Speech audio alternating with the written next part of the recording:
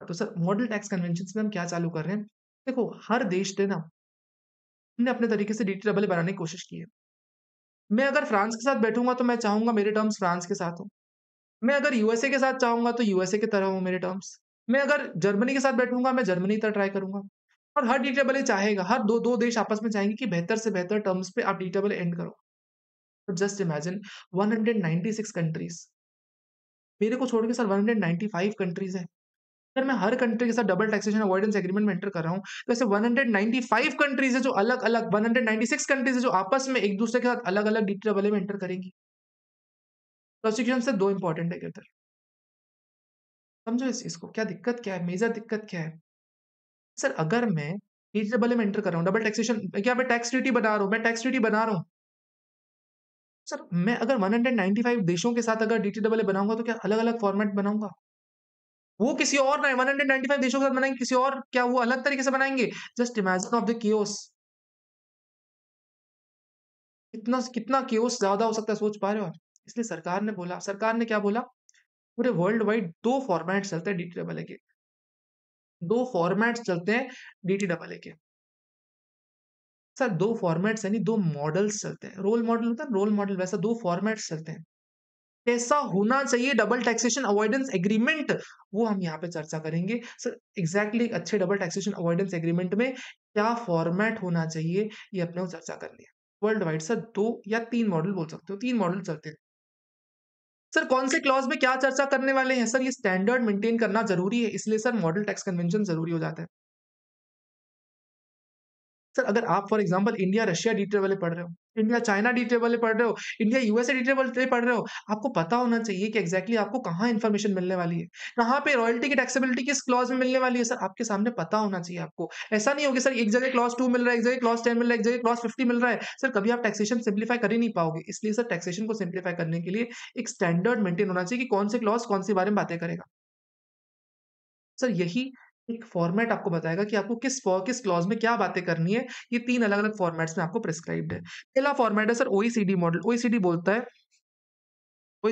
है, अगर कोई भी 2 डेवलप्ड नेशंस आपस में डीटीडबलए बनाएँगे, तो इस फॉर्मेट में बताएँगे। सर आर्टिकल 1 इस बारे में बात करेगा, आर्टिकल 2 इस बारे में बात करेगा, यानी सर कभी भी 2 डेवलप्ड नेशंस के बीच में अगर डीटीडबलए बनेगा, तो ओईसीडी मॉडल से बनेगा। सर 2 या तो डेवलपिंग नेशन या फिर सर डेवलप्ड डेवलपिंग सर ऐसा चलने वाला है। या तो 2 डेवलपिंग नेशंस या फिर डेवलप्ड और डेवलपिंग नेशन का अगर कभी भी डीटरमिन बनेगा, तो यूएन मॉडल से बनेगा। सर एम्फेसिस अलग-अलग होता है दोनों का। दोनों का उद्देश्य अलग-अलग होता है। तो और अगर कभी भी कोई अमेरिका के साथ करेगा, कोई अमेरिका, यूएसए के साथ करेगा, सर यूएस मॉडल फॉलो होगा। यूएस मॉडल अपने साथ है नहीं अभी अपने पास। अपने सिलेबस में नहीं है। सर कभी भी 2 डेवलप्ड कंट्रीज़ आपस में डबल टैक्सेशन अवॉइडेंस एग्रीमेंट बनाएँगे, सर उनके अलग रिक्वेस्ट है, अलग रिक्वायरमेंट्स रहती है। इसलिए सर वो आपस में अलग डी डबल टैक्सेशन करते हैं। उनकी अलग रिक्वायरमेंट्स रहती हैं, इसलिए उनके अलग आर्टिकल्स में क्लॉज़ेज़ रहते हैं।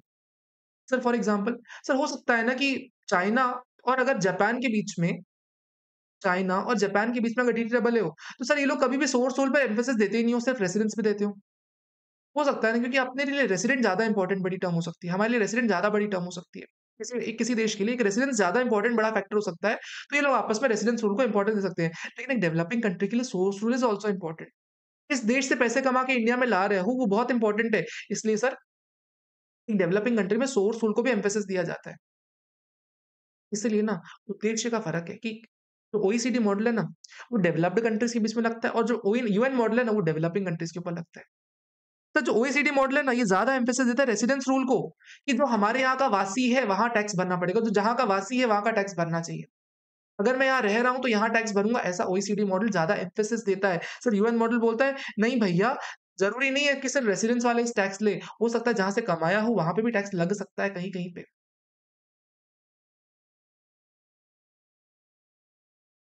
ओईसीडी मॉडल बोलता है रेसिडेंस, यूएन मॉडल बोलता है रेसिडेंस और उसको रेसिडेंस और सोर्स दोनों का कॉम्प्रोमाइज़ की बात करता है, दोनों कॉम्प्रोमाइज़ है। इसमें 32 आर्टिकल्स है, इसमें 31 आर्टिकल्स हैं। मैंने क्या बोला सर 3 डिफरेंसेस होते हैं। Sir UN model, OECD model difference पता होना चाहिए। पहला क्वेश्चन यही आता है सबसे पहले मॉड्यूल का। UN model developed countries, OECD model developed countries, UN model developing countries, developing and developing. OECD model बात करेगा सर रेसिडेंस रूल पे। जो यूएन मॉडल है ना, रेसिडेंस और सोर्स रूल दोनों पे एम्फेसिस देता है। इसमें 32 आर्टिकल, उसमें 30 आर्टिकल्स हैं। सर कभी भी डबल टैक्सेशन अवॉइडेंस बनेगा ना, तो उसका टाइटल क्या होगा? सर दिस कन्वेंशन, अच्छा कन्वेंशन भी मिलेगा, कन्वेंशन भी बोल सकते हैं इसको। मॉडल टैक्स कन्वेंशन बोलो आप, टैक्स कन्वेंशन बोलो आप, ट्रीटी बोलो, डबल टैक्सेशन अवॉइडेंस एग्रीमेंट बोलो, टैक्स ट्रीटी बोलो, सर सब कुछ सेम टर्म है। सर कहता है this convention between India and Russia is for elimination of double taxation and income prevention of tax evasion and tax avoidance. Sir हमेशा title ये होने वाला है कि दो देशों के बगल में डबल टैक्सेशन अवॉइडेंस एग्रीमेंट है, avoid double taxation for tax avoidance and tax evasion, prevention of tax avoidance and tax evasion. Sir preamble में क्या लिखा होगा? This convention is for avoidance of tax avoidance and also double taxation, avoidance of double taxation and treaty shopping. कोई भी treaty shopping नहीं कर सके और टैक्स अवॉइडेंस रोक सके, डबल टैक्सेशन रोका जा सके। ट्रीटी शॉपिंग क्या होता है? सर ट्रीटी शॉपिंग टर्म होती है, फॉर एग्जांपल अगर मान लो इंडिया और दुबई की एक ट्रीटी है कि अगर इंडिया से कभी भी इंटरेस्ट पेमेंट होगा दुबई में, तो सर इसका कोई कोई कोई बेनिफिट, इस पे कोई टैक्स नहीं लगेगा। अब सर चाइना वाला जानबूझ के सर अपनी एंटिटी दुबई में एस्टैब्लिश करके अगर बेनिफिट लेना चाहता है इंडिया से, तो रोकना चाहिए ना अपने को। इसलिए सर कहता है ट्रीटी शॉपिंग हम नहीं होने देंगे, ऐसे डबल टैक्सेशन अवॉइडेंस एग्रीमेंट बनाएंगे। इंडिया दुबई अपने क्लॉज में लिखेगा कि कोई बाहर वाला पर्सन अगर यहाँ आ रहा है तो उसको बेनिफिट नहीं मिलेगा, ऐसा करके एक क्लॉज बनाया जाएगा ताकि ट्रीटी शॉपिंग नहीं हो सके। सबसे पहला आर्टिकल बात करेगा कि एसएससी कवर कौन कौन से होता है। सर ये किसके ऊपर लगने वाला है? ये जो डीटी डबल है किसके ऊपर लगेगा? सर प्रोविजन कहता है this treaty shall apply to the person who are resident of either or both of the countries. Sir provision क्या बोलता है? सर ये दोनों के ऊपर लगने वाला है। मतलब क्या कहता है? अगर इंडिया का कोई रेसिडेंट है या रशिया का रेसिडेंट है, इंडिया का रेसिडेंट है या रशिया का रेसिडेंट है, तो दोनों के ऊपर लगने वाला है। या तो इंडिया को या तो जो भी उस देश के जो कॉन्ट्रैक्टिंग स्टेट के रेसिडेंट है उनके ऊपर लगने वाला है। तो कहता है फिजिकली ट्रांसपेरेंट एंटिटी में भी लगता है, लेकिन सर इस केस में थोड़ा सा ना भेदभाव करना पड़ता है। फिजिकली ट्रांसपेरेंट एंटिटी में भेदभाव करना पड़ता है। सर फॉर एग्जांपल क्या होता है देखना। सर फिजिकली ट्रांसपेरेंट एंटिटी क्या होता है? सर किसी किसी कंट्री में ना जो फर्म होती है partnership firm and partner, sir दोनों को अलग अलग मानते ही नहीं है। पार्टनरशिप फर्म और पार्टनर को अलग अलग मानते हैं, दोनों को one and the same thing माना जाता है। प्रोविजन कहता है सर पार्टनरशिप फर्म और पार्टनर को अगर सेम मान रहे हो, फॉर एग्जाम्पल इंडिया और ये रशिया,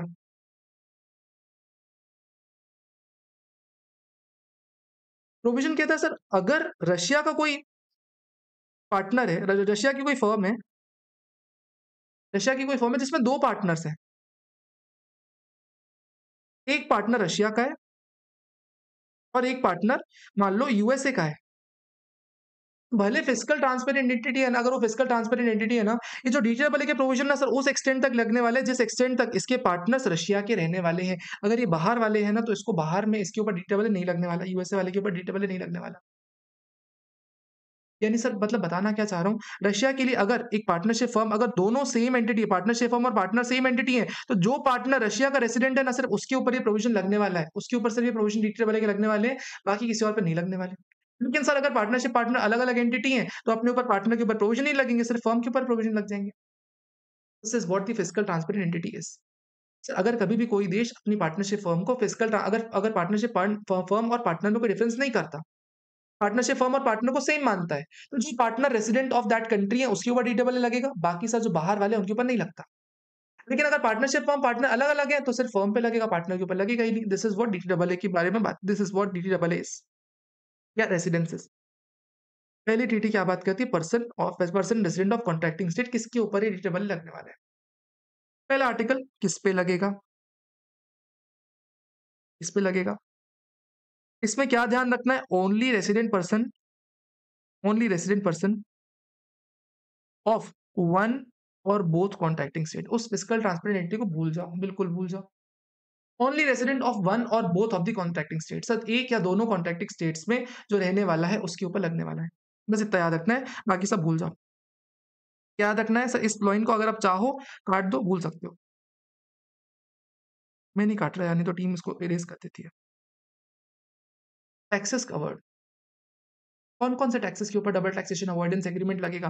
कहता है सर कोई भी इनकम से रिलेटेड टैक्स हो, कोई कैपिटल से रिलेटेड टैक्स हो, कैपिटल गेन काइंड ऑफ, या फिर सर कोई कैपिटल एप्रिसिएशन से रिलेटेड वेल्थ टैक्स वगैरह हो, सर इन सब के ऊपर लगने वाला है। सर आगे चल के अगर इंडिया चाहे, बोले कि नहीं हम इनकम टैक्स नहीं लगाते, हम इनकम टैक्स नहीं लगाएँगे, we will tax on earnings, बोले अर्निंग टैक्स लगाने वाले अब हम। अर्निंग टैक्स के नाम से कॉन्सेप्ट लेके आ गए। प्रोविजन कहता है कि अगर फ्यूचर में आप नाम बदल के कोई भी एक्ट लेके आ जाते हो जो कि इनकम पे ही टैक्स लगा रहा है, उसके ऊपर भी डीडब्ल्यू लगने वाला है। यानी किस पे लगेगा? रेसिडेंट पर्सन पे, किस पे टैक्स पे लगेगा? इनकम टैक्स पे लगने वाला है। इनकम टैक्स, कैपिटल टैक्स या फिर कैपिटल डेप्रिसिएशन पे। सर आर्टिकल 3 अपने सिलेबस में है नहीं। आर्टिकल 4 पे आ जाओ सर, किसके ऊपर लगने वाला है? सर रेसिडेंशियल स्टेटस कैसे निकाला जाएगा? एक पर्सन किस देश का रेसिडेंट माना जाएगा, कैसे पता चले?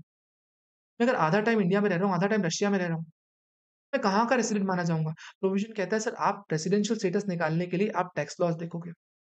ये यूएन मॉडल भी यही बात करेगा। आर्टिकल 4 आप कोई भी रीडेबल उठा लो ना, कोई भी रीडेबल उठा लो, कोई भी सब टैक्स मॉडल टैक्स कन्वेंशन उठा लो, इंडिया रशिया का उठा लो, इंडिया ऑस्ट्रेलिया उठा लो, इंडिया पाकिस्तान उठा लो, सब जगह आपको आर्टिकल 4 में रेजिडेंशियल स्टेटस ही मिलेगा कि सर वो एसएससी रेजिडेंट कहाँ का माना जाएगा। सर सब जगह आपको यही मिलेगा कि रेजिडेंशियल स्टेटस आपको निकालने के लिए डोमेस्टिक टैक्स लॉज देखने पड़ेंगे।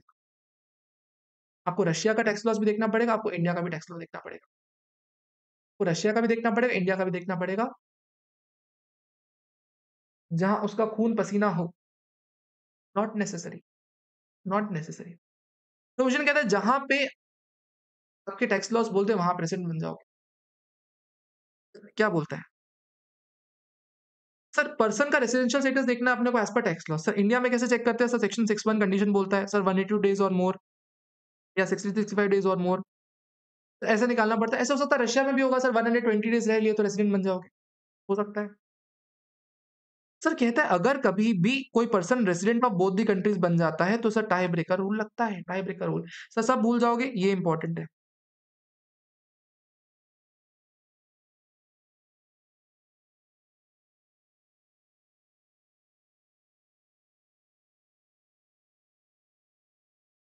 जग भूल जाए दे, तुम्हें नहीं भूलना, वैसा वाला। सब भूल जाओ, ये वाला मत भूलना। तो टाई ब्रेकर रूल किसी भी इंडिविजुअल के लिए कैसे लगने वाला है कहता है, आप देखो, देखो अगर वो रशिया का भी रेसिडेंट है और वो इंडिया का भी रेसिडेंट है, तो देखो उसका परमानेंट होम कहाँ है, वो कहाँ रह रहा है, आमतौर पे कहाँ रह रहा है, मतलब परमानेंट घर कहाँ पे है। क्या रशिया में रेंट पे रह रहा है, इंडिया में सॉरी रशिया में रेंट पे रह रहा है और इंडिया में उसका खुद का घर है, तो आप इंडियन रेसिडेंट मान लो उसको, इंडियन रेसिडेंट मान लो। लेकिन नहीं सर वो दोनों जगह पे उसका घर है, यहाँ पे पक्का घर लेके बैठा है, वहाँ पे भी उसका खुद का घर है। ओह! तो देखो उसके पर्सनल और इकोनॉमिक रिलेशन कैसे हैं, वहाँ पे उसके सामाजिक रिलेशन अच्छा है कि इंडिया में सामाजिक रिलेशन अच्छा है। वहाँ वो अपनी सोसाइटी में ज़्यादा पॉपुलर है कि यहाँ अपनी सोसाइटी में ज़्यादा पॉपुलर है। वहाँ अपना बिज़नेस कर रहा है ढंग से कि यहाँ अपना बिज़नेस कर रहा है, ऐसा चेक करोगे पर्सनल और इकोनॉमिक रिलेशन कहाँ उसके ज़्यादा क्लोज़ हैं। सर लेकिन नहीं मैं तो रशिया और इंडिया दोनों जगह पे सेम रिलेशन मेंटेन करता हूँ। यहाँ पे जो मेरी भाभी है, वहाँ पे मेरी भाभी बन जाती हैं। यहाँ जो मेरे भैया हैं, वहाँ पे मेरे भैया बन जाते हैं। यहाँ पे जिनके साथ मैं धंधा-पानी करता हूँ, वहाँ पे भी धंधा-पानी कर रहा होता हूँ। प्रोविज़न कहता है अगर दोनों जगह सेम है, तो आप चेक करोगे। सर मैं आम तौर पे कहाँ रहता हूँ? परमानेंट घर होना अलग चीज़ होती है, लेकिन मैं रह कहाँ रहा हूँ? परमानेंट घर, फिर बिज़नेस रिलेशन, फिर तीसरा कहता है आम तौर पे कहाँ रह रहा हूँ। सर मेरा हैबिचुअल अबोर्ड किधर है? सर प्रोविज़न कहता है हैबिचुअल अबोर्ड किधर है? दोनों जगह, इंडिया में भी, रशिया में भी। इंडिया में भी, रशिया में दोनों जगह रह रहे हो? Oh wow! इस केस में क्या करोगे? नेक्स्ट क्लॉज़ में आओगे, देखोगे किस देश का नेशनल हो। आपके पास नेशनैलिटी किस देश की है? आपके पास सिटिज़नशिप किस देश की है? सो सिटिज़नशिप के बेसिस पे तो ऑलमोस्ट डिसाइड हो जाता है।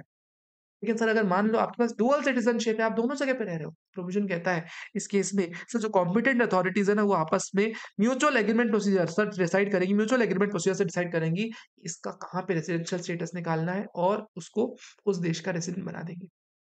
टाई ब्रेकर रूल 5, अगर कोई पर्सन 2 देशों का रेसिडेंट बन गया, पहले क्या देखोगे परमानेंट होम। दोनों जगह परमानेंट होम है तो देखोगे पर्सनल और इकोनॉमिक रिलेशन कहाँ पे अच्छे हैं। अगर पर्सनल इकोनॉमिक रिलेशन दोनों जगह अच्छे हैं, आप क्या करोगे तीसरी जगह पे आप लेके जाओगे सर हैबिचुअल अबोर्ड कहाँ आमतौर पे रह रहा है, रेगुलरली कहाँ रह रहा है। एक बार रेगुलर कहीं दोनों जगह पे रह रहा है ना, उस केस में देखोगे आप क्या नेशनैलिटी देखोगे। नेशनैलिटी भी दोनों जगह की है तो क्या करोगे म्यूचुअल एग्रीमेंट प्रोसीजर से डिसाइड करने वाले हो फॉर इंडिविजुअल। सर इंडिविजुअल के अलावा कोई भी other person other than individual है तो क्या होता है सर कॉम्पिटेंट अथॉरिटीज आपस में डिसाइड करेंगी पोएम के बेसिस पे, प्लेस ऑफ इनकॉर्पोरेशन के बेसिस पे डिसाइड करने वाली है। आर्टिकल 4, आर्टिकल 1 किसको कवर करता है, आर्टिकल 2 कौन से टैक्सेस पे लगता है, आर्टिकल 3 उसका रेजिडेंशियल स्टेटस कैसे निकालते हैं, आर्टिकल 5 बोलता है सर परमानेंट एस्टैब्लिशमेंट। सर ये सेम चीज हमने डीडब्ल्यूए पढ़ रखी है, डबल टैक्सेशन अवॉइडेंस एग्रीमेंट में पढ़ रखी है। आर्टिकल 5 क्या होता है?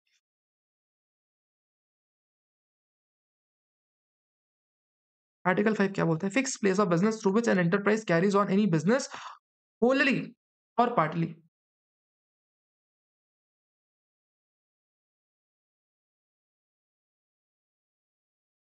कहता है कोई ऐसी फिक्स्ड प्लेस ऑफ बिजनेस जहां से कोई एंटरप्राइज अपना बिजनेस कर रहा है, या तो पूरा बिजनेस कर रहा है, तो कच्चा पक्का बिजनेस कर रहा है, बिजनेस कर रहा है लेकिन उसको परमानेंट एस्टैब्लिशमेंट बोलते हैं।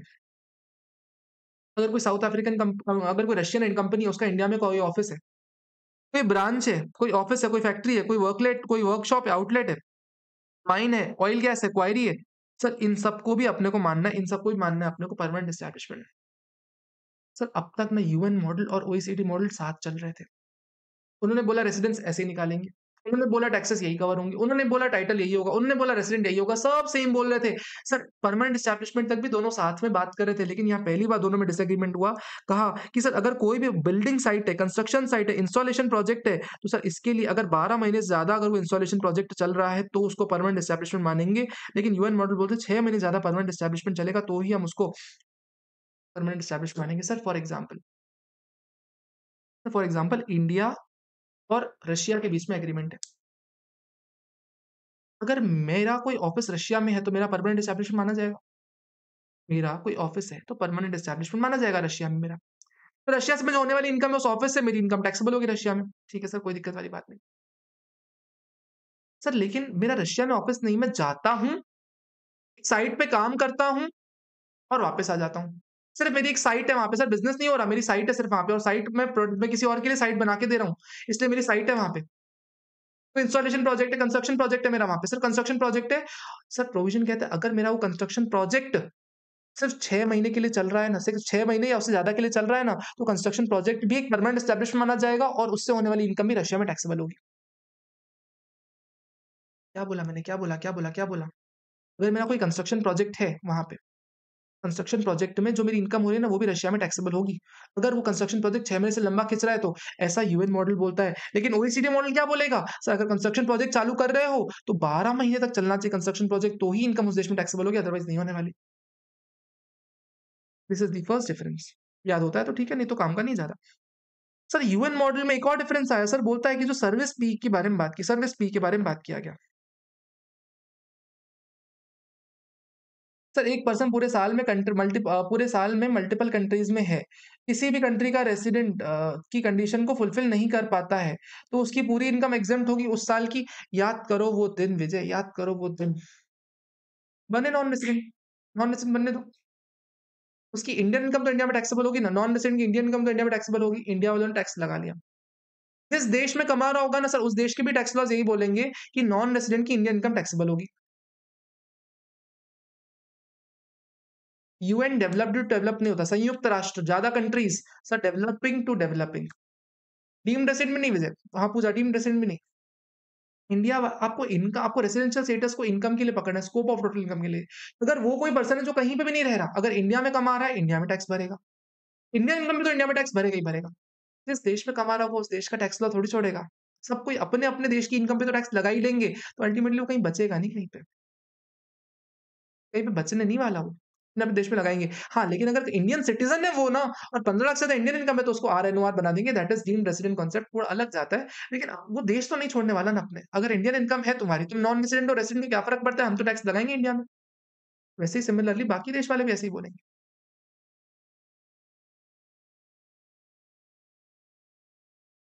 सर यूएन मॉडल में सर्विस पी के लिए बोला गया। सर फॉर एग्जाम्पल ये इंडिया है, सर इंडिया से एक मैकेनिक मैकेनिक सर्विसेज देने के लिए रशिया गया। तो क्या सर इस मैकेनिक का रशिया जाना सर परमानेंट एस्टैब्लिशमेंट बन जाएगा?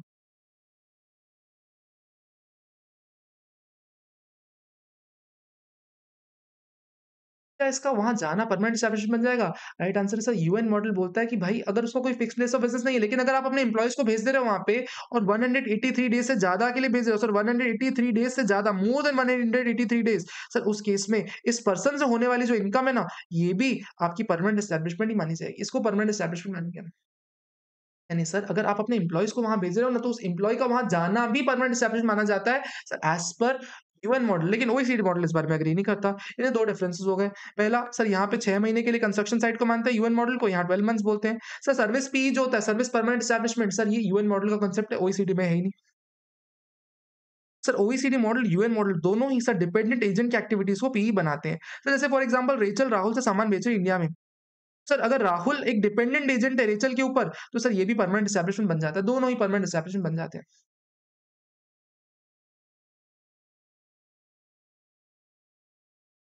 चौथा sir, insurance collecting enterprise shall also constitute PE. Sir कहता है अगर इंडिया में सर इंश्योरेंस कंपनीज बहुत सारी, इंश्योरेंस कंपनी बहुत सारी। के बाद भी सर यहाँ पे अफ्रीका के लोग अफ्रीका के लोग अगर इंडिया में इंश्योरेंस बेच रहे हैं, प्रोविजन कहता है सर ओईसीडी में, सॉरी यूएन मॉडल बोलता है आपस में कि अगर आप कभी भी इंश्योरेंस कलेक्ट कर रहे हो ना इंडिया से, उसमें हम मान लेंगे आपका एस्टैब्लिशमेंट हो या ना हो, हम परमानेंट एस्टैब्लिशमेंट मान लेंगे। बस अगर आप इंश्योरेंस कलेक्ट कर रहे हो, you are deemed to have permanent establishment in India. आप इंश्योरेंस कलेक्ट कर रहे हो इंडिया से, मान लिया जाएगा आपके पास डीम्ड परमानेंट एस्टैब्लिशमेंट है, इस इनकम पे इंडिया में आपको टैक्स देना पड़ जाएगा। Insurance collecting enterprise shall constitute PE as per UN model, OECD model में कोई चर्चा नहीं। सर कहता है लेकिन कभी भी ना अगर कोई भी परमानेंट एस्टैब्लिशमेंट है, जो सर कलेक्टिंग इन्फॉर्मेशन के लिए, सर इन्फॉर्मेशन कलेक्ट करने के लिए, सर फॉर एग्जांपल बीबीसी है, बीबीसी का इंडिया में ऑफिस है न्यूज़ कलेक्ट करने के लिए, सर इसको परमानेंट एस्टैब्लिशमेंट नहीं मानते। सर बीबीसी का एक बैनर लगा हुआ है इंडिया में, क्या इस बैनर को भी फिक्स प्लेस ऑफ बिज़नेस मान लोगे? सर नहीं मानेंगे। सर बीबीसी की वेबसाइट इंडिया में, सर वेबसाइट को आपको परमानेंट एस्टैब्लिशमेंट नहीं मानना, लेकिन सर्वर को मान सकते हो आप।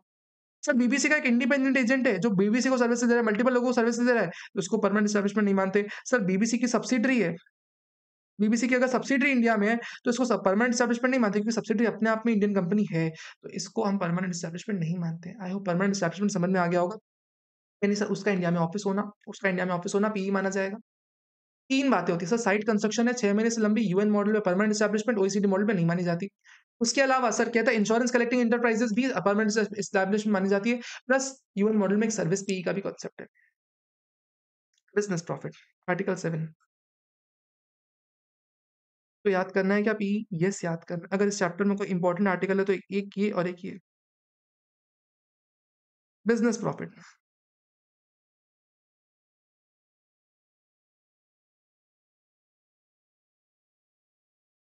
सर कोई भी एंटिटी का अगर बिजनेस हो रहा है और बिजनेस का प्रॉफिट कमा रहा है वो, मैं बिज़नेस कर रहा हूँ, बिज़नेस से प्रॉफ़िट कमा रहा हूँ, तो कहाँ टैक्स भरूँगा? जहाँ सोर्स है वहाँ टैक्स भरूँगा क्या? या जहाँ रेसिडेंस है वहाँ टैक्स भरूँगा? प्रोविज़न कहता है सर नॉर्मली रेसिडेंस में करोगे, लेकिन अगर किसी और देश के से कमा रहे हो ना और उस देश में आपका परमानेंट एस्टैब्लिशमेंट है, तो जितना प्रॉफ़िट आपका उस परमानेंट एस्टैब्लिशमेंट को कॉरेस्पॉन्ड कर रहा है, उतना प्रॉफ़िट उस देश में टैक्सेबल होगा। सिंपल, सब लोग यही बोलते हैं। इंडिया वाले हों, बाहर वाले हों, यूएन मॉडल हो, ओईसीडी मॉडल हो, सब यही बोलते हैं कि वैसे नॉर्मली रेसिडेंस में आपको टैक्स भरना पड़ेगा, लेकिन सर जिस देश में आप कमा रहे हो, उस देश में आपका परमानेंट एस्टैब्लिशमेंट है, तो जितना प्रॉफिट उस परमानेंट एस्टैब्लिशमेंट का है ना, उस देश में टैक्स भरोगे आप। सिंपल, ऐसा यूएन भी बोलेगा, ओईसीडी भी बोलेगा, कोई इसमें भेदभाव है ही नहीं। सर एक होता है force of attraction rule. Sir force of attraction rule क्या बोलता है देखना। ये है मान लो इंडिया, इंडिया में है ये टेस्ला का ऑफिस, टेस्ला का शोरूम है, और ये यूएसए, ये टेस्ला। सर इंडिया में राहुल ने टेस्ला खरीदी, टेस्ला बाय की मैंने मान लो। तो अगर टेस्ला अगर मैं बाय कर रहा हूँ, तो कायदे से शोरूम को देनी चाहिए ना? अगर ये शोरूम बेचता मेरे को, तो जो इनकम होती वो पीई फ्रॉम इंडिया होती, तो सर इस केस में इंडियन इनकम मानी जाती, डायरेक्टली इंडिया में टैक्सेबल करवा लेते। As per duty double taxable होती। लेकिन सर मेरे को बेची इसने, लेकिन सर प्रोवाइड किसने कराई? सर यूएसए ने दे दी। मतलब यूएसए बेच रहा है, सिर्फ ये सेंटर बना के बैठा हुआ है। सिर्फ यहाँ पे दिखाने बराबर का सेंटर खोल के बैठा है, सर यूएसए वाला दे रहा है, तो बोलता है कि नहीं मेरा तो कोई परमानेंट एस्टैब्लिशमेंट ही नहीं है, मैं टैक्स नहीं भरूँगा। सरकार कहती है नहीं, फोर्स ऑफ अट्रैक्शन रूल लग जाएगा। सर कहता है सीधे-सीधे इसमें force of attraction rule rule लग जाएगा। यानी सर अगर आपका परमानेंट एस्टैब्लिशमेंट उस देश में है और आप सर्विसेज़ फिर भी अपने देश से दे रहे हो ना, प्रोविज़न कहता है मान लिया जाएगा आपकी इस टेस्ला ऑफिस ने सर्विसेज़ दी, इंडियन टेस्ला ऑफिसेज़ ने सर्विसेज़ दी है, सर ये इंडिया में पी मान लिया जाएगा और इसकी इनकम इंडिया में ही टैक्सेबल हो जाएगी। यानी सर अगर आपका ऑफिस है इंडिया में और सर्विसेज़ बाहर से दे रहे हो, तो मान लिया जाएगा इस ऑफिस ने सर्विसेज़ दे रखी है। ऐसा sir force of attraction rule होता है। अब सर देखना, sir it is followed by UN model, लेकिन ओईसीडी मॉडल इस चीज़ को नहीं मानता।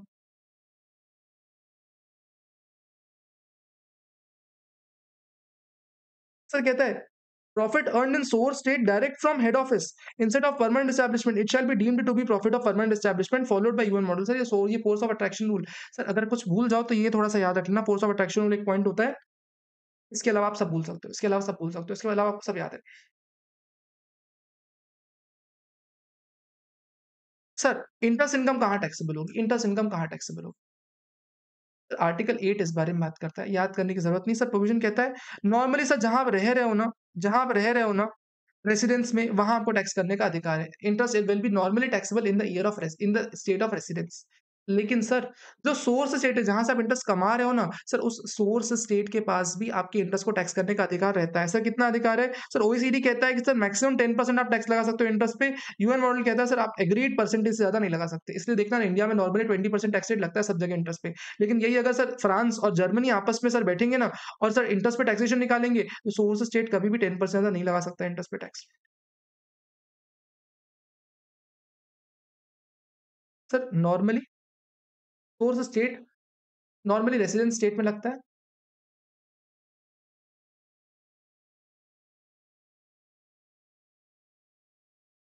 Wait a second,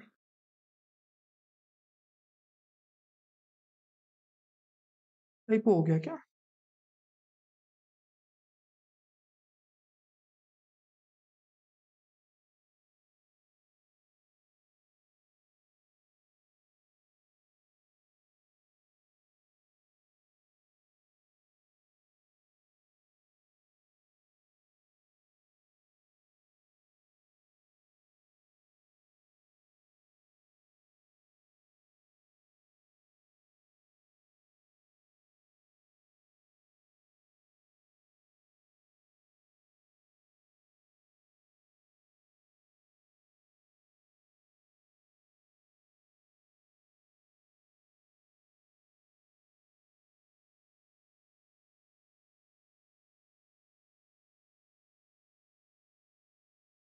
yes article 11 है। Perfect perfect perfect.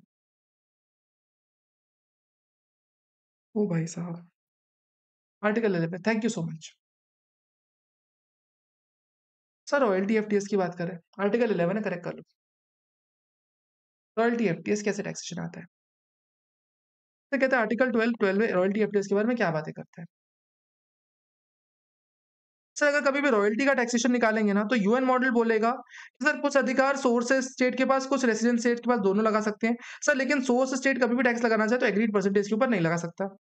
OECD model बोलता है सिर्फ और सिर्फ रेसिडेंट स्टेट के पास रॉयल्टी को अधिक टैक्स करने का अधिकार है। एफटीएस के लिए भी सेम बातें चलती हैं सर। इसमें आपको क्या ध्यान देना है सर? कुछ भी नहीं ध्यान देना, बस आपको रॉयल्टी की मीनिंग याद रखनी है। रॉयल्टी की आपको मीनिंग याद रखनी है। रॉयल्टी की मीनिंग क्या होती है sir? Right to use tangible and intangible assets. हमने पढ़ा हुआ था रॉयल्टी की मीनिंग, हमने सर वहां पे रॉयल्टी पढ़ी, सेक्शन 9 में रॉयल्टी की मीनिंग पढ़ी हुई थी। सेक्शन 9 सब सेक्शन 1 इसमें क्लॉज 6 में रॉयल्टी की मीनिंग पढ़ी होती है sir. Right to use any tangible asset. Tangible assets में कौन सा सर? कमर्शियल इक्विपमेंट्स पढ़ा था हमने। इंटेंजिबल एसेट्स, कोई भी इंटेंजिबल एसेट्स को यूज यूज करने का राइट हमारा रॉयल्टी होता था। बस इन सब से रिलेटेड ज्ञान जो होता था, ज्ञान देना सर, ये भी हमारी रॉयल्टी होती थी। बस इसके अलावा सर, इसके अलावा सर इसकी कोई नॉलेज इंपार्ट करना या एंसिलरी एक्टिविटीज पे रॉयल्टी होती थी। ये सेक्शन 9 में पढ़ा था हमने। यहाँ क्या बोलता है रॉयल्टी की meaning? Right to use any tangible intangible assets. Plus sir कहता है ओईसीडी मॉडल में ना कुछ चीजों को और रॉयल्टी माना गया है। ओईसीडी मॉडल में तीन दो चीजों को और रॉयल्टी माना गया है। सर कहता है कभी भी जो फिल्म टेप्स होती है ना, जो कि रेडियो टेलीविजन ब्रॉडकास्टिंग में होती है सर, फिल्म टेप्स, उसका रेंटल भी रॉयल्टी होता है। प्लस सर जो इंडस्ट्रियल कमर्शियल साइंटिफिक इक्विपमेंट्स होते हैं ना, उसका रेंटल भी रॉयल्टी हो जाता है। मैंने क्या बोला? Right to use any tangible intangible royalty तो होता ही होता है, लेकिन सर ओईसीडी मॉडल ना दो चीजों को और रॉयल्टी मानता है। तो जो फिल्म टेप्स होती है ना, ब्रॉडकास्टिंग के लिए यूज होती है सर, उसका रेंटल्स। और sir industrial commercial scientific sir, इन तीनों का रेंटल, इक्विपमेंट रेंटल भी आपका रॉयल्टी माना जाता है। एफटीएस मतलब कोई भी sir managerial technical consultancy services, MTC faeces, MTC की सर्विसेज, ये हमारी एफटीएस बन जाती हैं। ये याद नहीं करना अपने को सर, याद क्या करना है? सिर्फ ये याद करना है। सर कैपिटल गेन इग्नोर कर दो। सर कहता है कैपिटल गेन कोई भी टैक्स कर सकता है, नॉर्मली कायदे से रेसिडेंस करेगा, लेकिन कुछ हद तक सोर्स भी कर सकता है। इतना बस कह रहा है, उसके अलावा कुछ भी नहीं करना आपने को, इसको इग्नोर कर सकते हो। Sir independent personal services UN model, sir वही हमने बात की, अगर कोई भी इंडिपेंडेंट पर्सनल सर्विसेज दे रहा है, फॉर एग्जाम्पल अगर यहाँ का मैकेनिक अगर रशिया जा रहा है तो OECD model does not include rent. एक सेकंड रुकना, इधर देखो। मैं कहीं पे तो चेक किया था ये चीज़।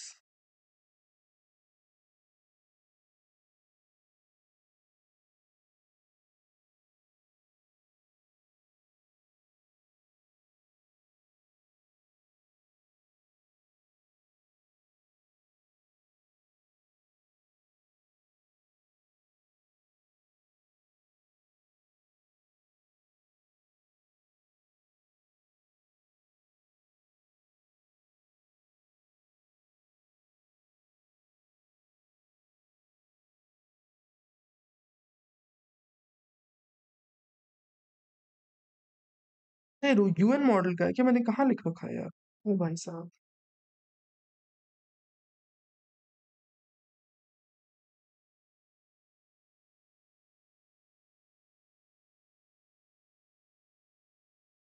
ये यूएन मॉडल है। चलो कोई बात नहीं, आज का दिन सही नहीं जा रहा, कोई बात नहीं। यूएन मॉडल में इंक्लूड करता है रॉयल्टी की भी नहीं। ये आर्टिकल को टेबल फॉर्मेट में कर दो ना। अरे टेबल फॉर्मेट में करने में ना ज़्यादा मुश्किल लग रहा था। मैंने फॉर्मेट ट्राई किया हुआ है। रॉयल्टी के 3 पॉइंट्स पैराग्राफ है। हाँ, यही है ना। ओईसीडी की डेफिनेशन में सब इंक्लूडेड नहीं है, लेकिन रॉयल्टी की डेफिनेशन इंक्लूड करता है यूएन मॉडल में। यूएन मॉडल में इंक्लूडेड, ठीक है, कोई दिक्कत नहीं।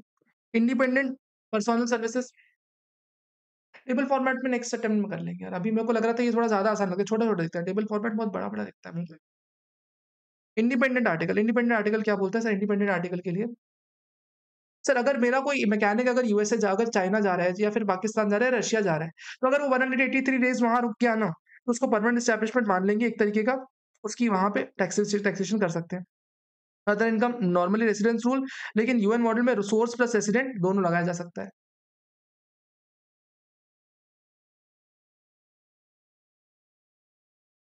फास्ट ट्रैक में आपने क्या पढ़ा है? फास्ट ट्रैक में मैंने यूएन मॉडल ओईसीडी पढ़ा दिया, तो उसको करेक्ट करना पड़ेगा। बट कोई बात नहीं, एक 10-15 मिनट का वीडियो ऐसे बनाना ही है मेरे को, कुछ छोटे-मोटे चेंजेस करने वाले। मैं फास्टैग जब चालू किया था तब अपना मॉड्यूल ही नहीं आया था, तो अपने काफ़ी सारे कुछ छोटे-मोटे 5 लगभग आधे घंटे के चेंजेस हैं, वो मेरे को देने हैं। सर आर्टिकल 23 क्या बात करता है? एलिमिनेशन ऑफ डबल टैक्सेशन का। एलिमिनेशन ऑफ डबल टैक्सेशन का प्रोविज़न क्या कहता है सर? आपको एग्जेम्पशन मेथड दे सकते हैं, अगर डबल टैक्सेशन को अवॉइड करने के लिए क्या मेथड हो सकता है? या तो आप एलिमिनेशन में एग्जेम्पशन मेथड दे दो, या तो टैक्स क्रेडिट मेथड दे दो। या तो आप एग्जेम्पशन मेथड दे दो या तो टैक्स क्रेडिट मेथड दे दो। या तो सर अगर रशिया की इनकम है, रशिया में टैक्स हो चुकी है, तो इंडिया में या तो एग्जेम्प्ट करवा दो उस इनकम को, या तो टैक्सेबल करवा के आप रिलीफ दे दो। Sir exemption method sir exempt कर देता है, रिलीफ मेथड में सेक्शन 90 की रिलीफ दी जाती है। आर्टिकल 24 क्या बोलता है? Non discrimination. सर ऐसा डीडब्ल्यूए बनाओगे कि सर रेसिडेंट और नॉन रेसिडेंट में कोई भेदभाव नहीं हो। Sir mutual agreement procedure sir आपस में सर डिसाइड करोगे सर टैक्स अथॉरिटीज, ताकि डिस्प्यूट सेटल हो सके। डिस्प्यूट सेटलमेंट के लिए आप म्यूचुअल एग्रीमेंट प्रोसीजर बनाओगे। लास्ट में एक्सचेंज ऑफ इन्फॉर्मेशन, इस पे स्टार मार्क करो।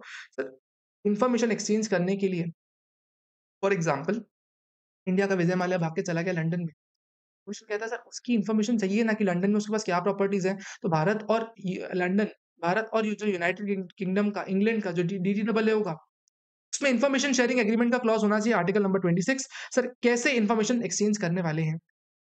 This article provides for exchange of information between contracting states to facilitate effective exchange of information across the border for tax evasion or avoidance purpose. Scope is not limited for taxpayer information. Sir, it can be related for administration or compliance. Sir कहता है आप चाहो तो sir सिर्फ और सिर्फ tax payer से related information नहीं मांगो, सर कंप्लायंस पर्पस के लिए और भी मांग सकते हो। तो याद है वो दिन सर जब हमने पूरे पूरे असेसमेंट चैप्टर में पढ़ा था कि सरकार चाहे तो सेक्शन 90 में आपके बारे में इन्फॉर्मेशन मांग सकती है। किसी दूसरे देश में डीटीडब्ल्यू के तहत इन्फॉर्मेशन मांग सकती है। अगर आपके पास रशिया में कोई प्रॉपर्टी है, तो रशियन गवर्नमेंट से रिक्वेस्ट कर सकती है। सर रिक्वेस्ट कैसे करेगी? क्योंकि सर डीटीडब्ल्यू में एक्सचेंज ऑफ इन्फॉर्मेशन का क्लॉज़ होगा आर्टिकल 26 में। Important point two note. Sir कहता है सर कॉन्ट्रैक्टिंग स्टेट की ऑब्लिगेशन नहीं होती। सर फॉर एग्जांपल इंडिया ने रशिया से इन्फॉर्मेशन माँगी, सर रशिया मना कर सकता है, जो इन्फॉर्मेशन उसको नहीं मिल रही ना, वो मना कर सकता है इन्फॉर्मेशन देने के लिए। उसको मिल ही नहीं रही, वो तो नहीं देगा। दूसरा, तो कहता है कोई भी ट्रेड सीक्रेट देने को मना कर सकता है। सर फॉर एग्जांपल इंडिया ने यूएसए से इन्फॉर्मेशन मांगी कि तुम्हारी पेप्सी में कौन-सा मसाला डालते हो जो इतनी टेस्टी बनती है। या इंडिया ने सर इन्फॉर्मेशन मांगी किससे? सर मैकडॉनल्ड्स से इन्फॉर्मेशन मांगी कि ऐसा क्या तुम ब्रेड में यूज़ करते हो जो इतना टेस्टी बनता है। प्रोविज़न कहता है सर वो चाहे तो बिज़नेस ट्रेड पॉलिसी के लिए मना कर सकता है।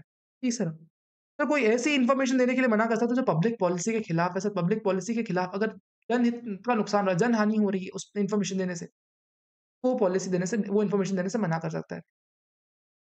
तो उसके अलावा एक और क्लॉज़ होगा sir, non disclosure to third party. यानी सर अगर इंडिया ने लंदन के साथ इन्फॉर्मेशन शेयर की है, तो लंदन इस चीज़ के लिए ऑब्लाइज्ड है या ऑब्लिगेटेड है, ऐसा बोल ऑब्लिगेटेड है कि वो इन्फॉर्मेशन किसी थर्ड पार्टी से नहीं शेयर करने वाला। तो 4 क्लॉज़ेज़ होने चाहिए एक्सचेंज ऑफ इन्फॉर्मेशन में। सर एक्सचेंज इन्फॉर्मेशन अपने को करनी है not just for tax payer purpose but for administration purpose also. Sir contracting state का कोई भी ऑब्लिगेशन नहीं होता 3 केसेस में, अगर सर इन्फॉर्मेशन मिल ही नहीं रही, बिज़नेस से रिलेटेड है, पर्सनल किसी कॉपीराइट से रिलेटेड इन्फॉर्मेशन है या फिर सर पब्लिक पॉलिसी से इन्फॉर्मेशन है, सर इस बारे में शेयर नहीं होने वाली इन्फॉर्मेशन। तो सर कहता है non disclosure of the information to third party. Sir third party को इन्फॉर्मेशन डिस्क्लोज़ नहीं होने वाली। पूरे चैप्टर में सर याद क्या करना है, आर्टिकल 26 याद होना चाहिए, रॉयल्टी की डेफिनिशन याद होनी चाहिए अपने को। सर उसके अलावा सर एफओबी रूल याद होना चाहिए, परमानेंट एस्टैब्लिशमेंट याद होना चाहिए, 5 चीज़ें और रेसिडेंस याद होना चाहिए बस। 5-6 चीज़ें मैंने आपको बोली। अच्छा हाँ, और इन तीनों का डिफरेंस ओईसीडी मॉडल और यूएस मॉडल का डिफरेंस याद होना चाहिए। 6 चीज़ें बस बोली याद करने के लिए, 5 मिनट ज़्यादा नहीं लगने वाला आपका, 5 मिनट ज़्यादा। ठीक है sir? Sir applications of tax treaties. Application of tax treaties चालू कर रहे हैं। इसमें सबसे पहला टॉपिक है source of international tax laws. Sir कभी भी अगर आपको सर हमने पढ़ा क्या सर? अब तक बेसिकली हमने पढ़ा क्या? हमने पढ़ा डीटीडब्ल्यूए का पढ़ा। सर 2 देश आपस में डीटीडब्ल्यूए बैठेंगे, रिलीफ कैसे देनी है इस बारे में चर्चा करने के लिए। उसके बाद सर हमने मॉडल टैक्स कन्वेंशन से पढ़ा कि सर डीटीडब्ल्यूए होगा कैसा? कोई बात नहीं सर, इतना तो चलता है, कोई बात नहीं, ठीक है। मॉडल टैक्स कन्वेंशंस में हमने पढ़ा कि डीटीडब्ल्यूए होगा कैसा? एग्ज़ैक्टली डीटीडब्ल्यूए में क्या होगा? क्या बातें करेंगे? क्या लिखा होगा? सर अब हम पढ़ेंगे सर मॉडल टैक्स कन्वेंशंस को या डीटीडब्ल्यूए को, दोनों सेम चीज़ है सर, उसको रीड कैसे करते हैं? अगर कुछ नहीं समझ में आया, तो रीड कैसे करते हैं? कोई मुश्किल चीज़ लग रही है सर, कुछ अजीब सा अतरंगी सा दिख गया सर, उसको रीड कैसे इंटरप्रेट करें? Sir there are multiple ways to read.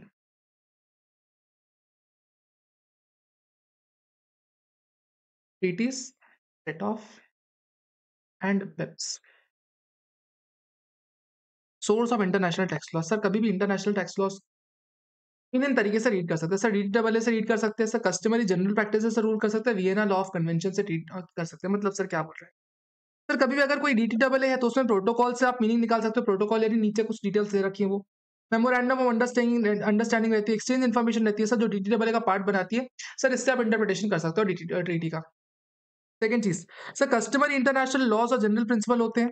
Sir internationally जो बातें हो रही हैं, इंटरनेशनल जो केस लॉज़ हुआ उस बेसिस पे आप जजमेंट ले सकते हो, ट्रीटीज़ को इंटरप्रेट कर सकते हो। तीसरा कहता है sir Vienna convention of law of treaty. Sir एक मल्टीलैटरल ट्रीटी है सर, वीसीएलटी बोलते हैं इसको, VCLT, Vienna convention law of treaty. Vienna convention law of treaty इसमें क्या बोलता है? सर ये एक मल्टीलैटरल ट्रीटी है सर, 150 160 देश आपस में बैठे थे, डिसाइड किया कि सर इंटरप्रेट कैसे करने वाले ट्रीटी, इस बारे में इंटरप्रिटेशन की चर्चा यहाँ कर रखी है। इंटरप्रिटेशन कैसे करने वाले 2 टैक्स ट्रीटीज़ के बारे में, 2 मॉडल टैक्स कन्वेंशंस के बारे में, 2 डीटीडब्ल्यूए कैसे आपस में इंटरप्रीट होंगे, इस बारे में चर्चा वीसीएलटी में कर रखी है। Sir tax conventions, tax treaties, TTWA क्या होता है? सर वही बात होती है sir, it is the agreement between 2 countries, written होता है, गवर्न होता है, सर मल्टी सिंगल इंस्ट्रूमेंट होता है, सर आपस में चर्चा करना है बस। सर ये चैप्टर में बस एक पेज समझ में आता है, वो है अशर्फियाँ। अरे बाप रे!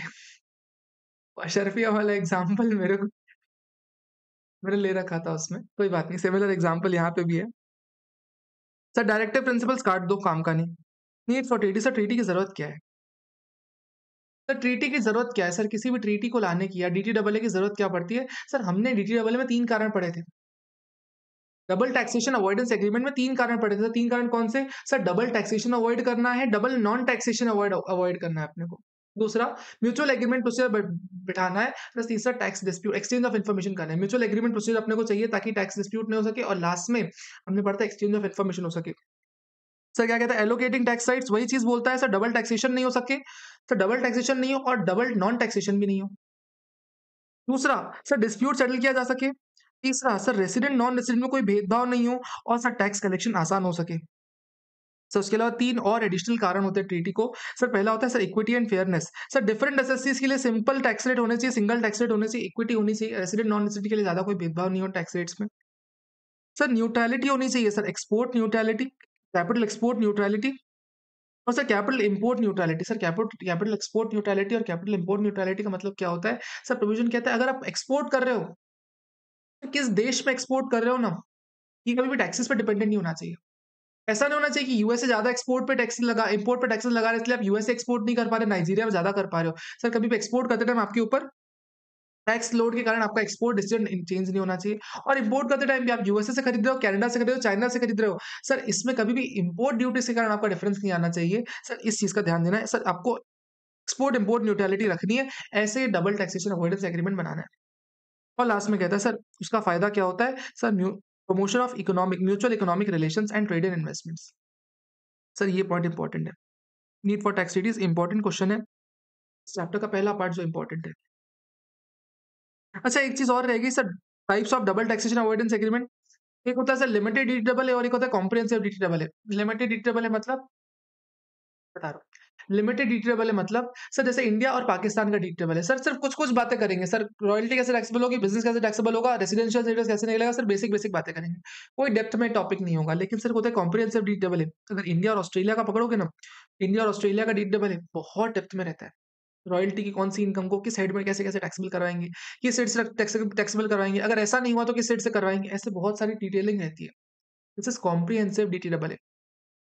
Sir need for tax treaties क्या होता है? Sir need for tax treaties इसकी गहराई मत जाओ, बहुत गंदा टॉपिक है ये वाला, बहुत ज़्यादा ही गंदा टॉपिक है।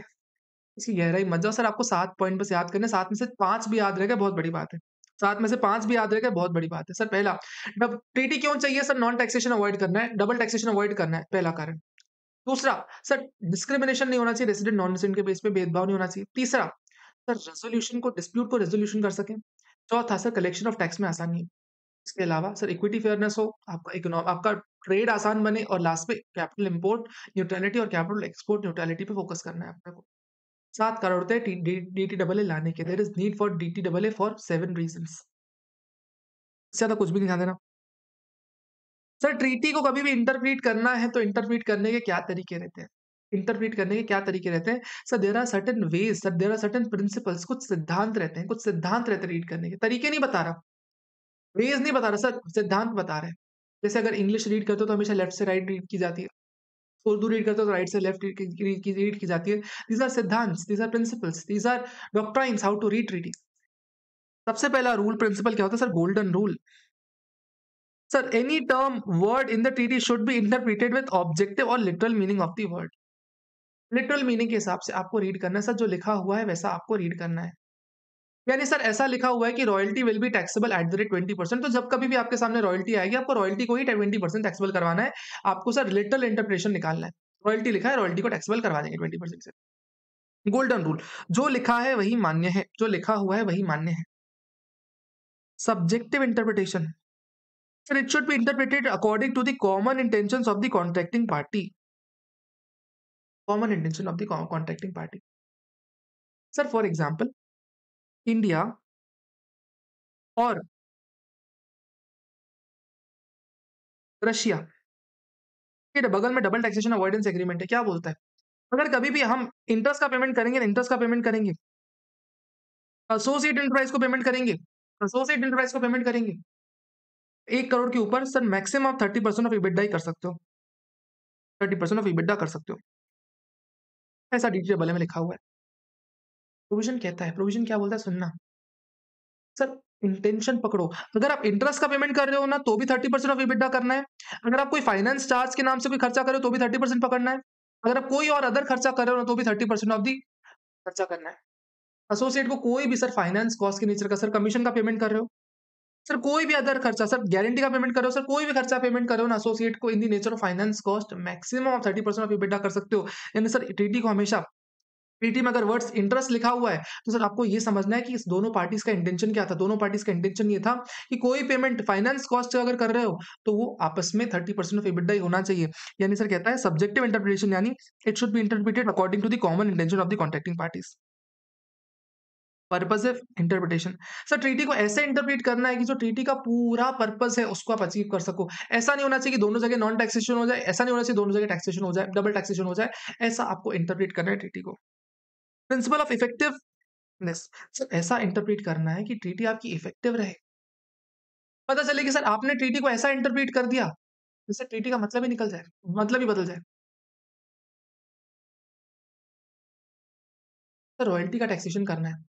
आपने उसको ऐसे इंटरप्रेट किया कि रॉयल्टी इज नॉट टैक्सेबल, ऐसे इंटरप्रेट कर दिया आपने, मतलब उसकी लैंग्वेज ऐसी है जिससे उसका इफेक्ट ही खत्म हो जा रहा है।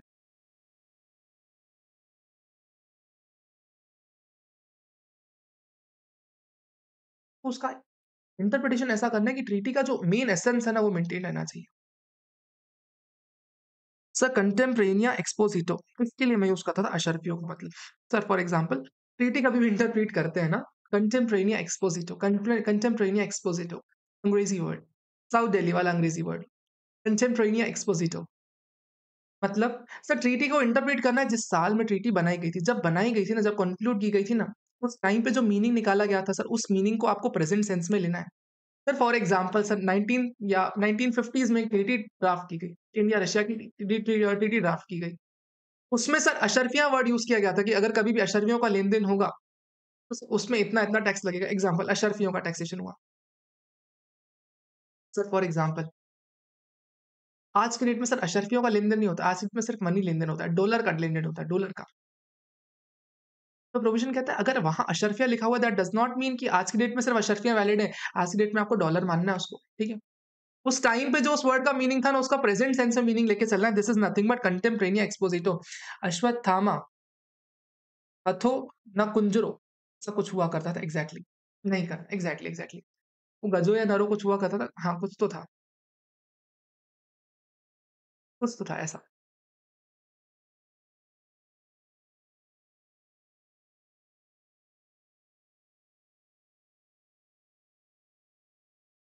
तो उसके बाद liberal construction. Sir treaty should be liberally construed to find out the apparent intention of the party. Sir आपको लकीर का फ़कीर नहीं बनना। लकीर का फ़कीर नहीं बनना सर, जो वर्ड लिखा हुआ है आपको उस पे स्टेबल नहीं रहना सर, आपको उस वर्ड के बियॉन्ड जाना है। हो सकता है सर रीड करने में आपको लगे कि सर आपको टैक्स नहीं लगना। जिन हो सकता है रीड करके आपको लगे, हो सकता है आपको रीड लगे कि आपको टैक्सेबल नहीं हो रहा है, लेकिन आपको ना सर उस वर्ड के बियॉन्ड कई बार जाना पड़ सकता है। लिबरल मीनिंग करना है आपको। कई बार हो सकता है आपको एंड के बदले और इंटरप्रेट करना पड़ जाए, और के बदले एंड इंटरप्रेट करना पड़ जाए। सर प्लस कहता है सर पूरी ट्रीटी को पढ़ना है, ऐसा नहीं कि सर आधी अधूरी ट्रीटी पढ़ के कर जाओ। रीजनेबल कंसिस्टेंसी मेंटेन करनी है सर, कि रीजनेबल होना चाहिए। ट्रीटी कभी भी रीड करोगे तो कंसिस्टेंसी मेंटेन होनी चाहिए, पूरी ट्रीटी में जो भी रीजनेबलनेस है उसके हिसाब से रीड करनी है आपको। तो क्या इंपॉर्टेंट है? Right answer yes, it is important. Sir any five, आपको एनी फोर याद कर सकते हो तो बहुत है। एनी फोर में क्या करोगे? सर एक गोल्डन रूल याद होना चाहिए, एक होना चाहिए सर कंटेम्परेनिया एक्सपोजिटो, कंटेम्परेनिया एक्सपोजिस्टो।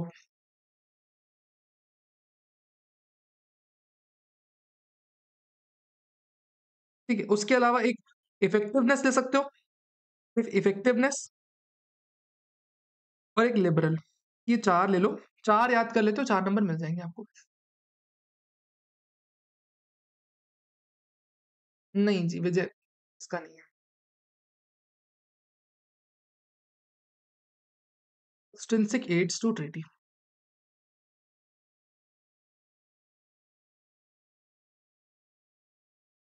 ये भी एक इंपॉर्टेंट क्वेश्चन है। सर ट्रीटी रीड करने के क्या क्या तरीके होते हैं? ट्रीटी रीड करने के क्या क्या तरीके होते हैं?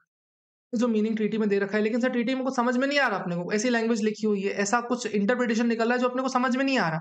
सर कैसे रीड करोगे? सर उसके लिए कहता है कोई फॉरेन कोर्ट के जजमेंट्स है क्या, वो पढ़ो।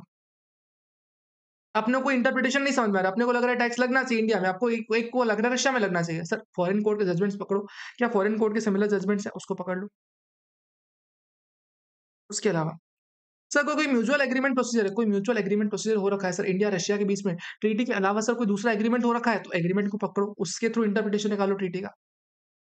सर ट्रीटी का प्रियम्बल पकड़ो। सर प्रियम्बल क्या होता है? सर कभी भी ट्रीटी स्टार्ट करने से पहले सर पहले प्रियम्बल लिखा होता है, जैसे इंडिया की कॉन्स्टिट्यूशन में प्रियम्बल है, we the union of India as a sovereign country, sovereign country ऐसा करके लिखा रहता है ना। तो सर उस केस में आपको प्रियम्बल रीड करना पड़ता है, जो फ्रंट पेज रहता है ना उसको रीड करो। सर फ्रंट पेज भी काफी कुछ बताता है। सर इंटरनेशनल आर्टिकल्स, कोई पब्लिकेशन है सर, सिमिलर केस कहीं और हो रखा है सर, ये सब चीज देखोगे। अदर ट्रीटीज पकड़ोगे, पेरी मेटेरिया ने सर सिमिलर केसेस अगर किसी और ट्रीटी में दे रखे हैं तो उसको पकड़ लोगे। सो उसके बाद देखोगे सर ट्रीटी साइन करने के बाद सर सब्सीक्वेंट अगर कोई कंडक्ट हुआ है, सब्सीक्वेंट कंडक्ट सर, अगर फॉर एग्जांपल ट्रीटी साइन हो गई इंडिया रशिया की 1940s में, तो उसके बाद अगर 1970s में कोई सिमिलर केस हुआ तो उसको पकड़ो। सर कोई दूसरे एग्रीमेंट्स हुए हैं ट्रीटी के इंटरप्रिटेशन के रिगार्डिंग सर इंडिया और रशिया का, अगर कोई बाद में इंटरप्रिटेशन हुआ है तो उसको देखेंगे। कोई क्वेश्चन आंसर में कवर्ड है, वैसे क्वेश्चन आंसर में कवर्ड है। वो टॉपिक में यहाँ कवर नहीं किया, मैं उस बारे में चर्चा करूँगा, बाद में करूँगा। सर लास्ट में कहता है sir interpretive protocols, resolutions, committee sir कोई कमिटी की रिपोर्ट्स है, कोई रेज़ोल्यूशंस है, कोई प्रोटोकॉल्स है, इन सबको रीड करना है अपने को। यानी सर ट्रीटी कभी भी रीड करनी है, उसके एक्सट्रिंसिक एड्स कौन-कौन से होते हैं? Sir there are 8 extrinsic aids. बाहरी तौर पे कैसे रीड कर सकते हैं?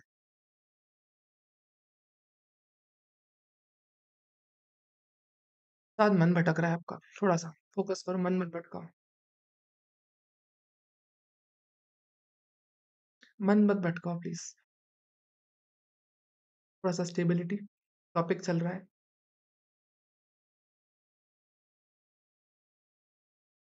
Sir there are 8 extrinsic aids sir नीचे से पढ़ना चालू करोगे, इट विल बी ईज़ियर। सबसे पहला, सर फॉरेन कोर्ट के जजमेंट्स, म्यूचुअल एग्रीमेंट प्रोसीजर चालू कर पढ़ लो, प्रिएम्बल रीड कर लो, कोई इंटरनेशनल आर्टिकल्स हैं, कोई सब्सीक्वेंट इवेंट्स हैं, कोई दूसरी ट्रीटीज़ हैं, कोई सब्सीक्वेंट एग्रीमेंट्स हैं या फिर सर कोई भी कोई कमिटी रिपोर्ट्स हैं, कोई रेज़ोल्यूशंस हैं या फिर कोई प्रोटोकॉल्स है, ये सब देखना है अपने को। देयर आर 8 एक्सट्रिंसिक एड्स होते हैं। सर सबसे पहला कौन-सा फॉरेन कोर्ट के जजमेंट्स, दूसरा सर एमएपीज़ कोई होंगे फ्यूचुअल म्यूचुअल एग्रीमेंट प्रोसीजर, तीसरा सर प्रिएम्बल हो सकता है। उसके अलावा सर कोई इंटरनेशनल आर्टिकल्स वगैरह हो सकते हैं। उसके अलावा सर कोई रेज़ोल्यूशंस, कमिटी रिपोर्ट्स हो सकती हैं। सर कोई सब्सीक्वेंट इवेंट हो सकते हैं, सब्सीक्वेंट एग्रीमेंट हो सकते हैं या फिर सर कोई दूसरी ट्रीटीज़ रीड करनी पड़े, कर सकते हो। सर प्रोटोकॉल क्या होता है? प्रोटोकॉल बोलता है सर ट्रीटी के एंड में एक पेज लगाया जाता है ताकि ट्रीटी को रीड करने में आसानी हो। सर नॉर्मली कैसे बुक्स अगर आप रीड करोगे ना, तो रेफरेंसेस रहते हैं बुक्स के एंड पे रेफरेंसेस दिए होते हैं। जैसे अगर आप कोई भी आर्टिकल वगैरह पढ़ते हो ना, तो आर्टिकल वगैरह या अगर कभी विकिपीडिया पे कोई न्यूज़ पढ़ते हो, नीचे रेफरेंसेस दिए होते हैं। References are nothing but protocol sir उसको समझाने में हेल्प करते हैं। कोई वर्ड की मीनिंग दे दिया वहाँ पे, किसी आर्टिकल का रेफरेंस दे दिया कि यहाँ से मैंने इसका मीनिंग निकाला सर, वैसे प्रोटोकॉल्स रीड करोगे। These are supplement to treaty annex to the end of the pay and to put certain matters beyond the doubt. कुछ डाउट मैंने उसको क्लियर करने के लिए। It is an integral part of the treaty and must be referred to before arriving any confusion. It has binding force as of the main clauses. Sir जैसा ही sir main clause होता है वैसा ही protocol भी binding होता है sir. Annex किया जाता है अलग से ट्रीटी के नीचे लास्ट एक दो पेज दिए जाते हैं। संदर्भ सूची कई बार रेफरेंस बोलते हैं हिंदी में, इंग्लिश में कई बार आपको मिलेगा रेफरेंस हो गया या फिर और भी वर्ड मीनिंग्स दिया होता है। प्रियम्बल सर बिगिनिंग में दिया जाता है ताकि सर ट्रीटी का गाइड किया जा सके इंटरप्रिटेशन। सर एक एमएफएन क्लॉज है, एमएफएन क्लॉज की बात करूं सर, इस पे जो टॉपिक है ना, छोटे छोटे टॉपिक इंपॉर्टेंट है। ये भी इंपॉर्टेंट टॉपिक एमएफएन क्लॉज क्या बात करता है सर, देखना।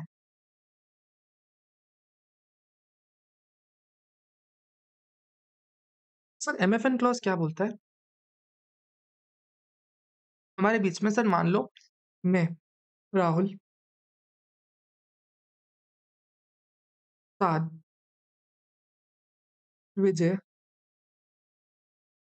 पूजा मिलके एक most favoured nation clause sign करेंगे।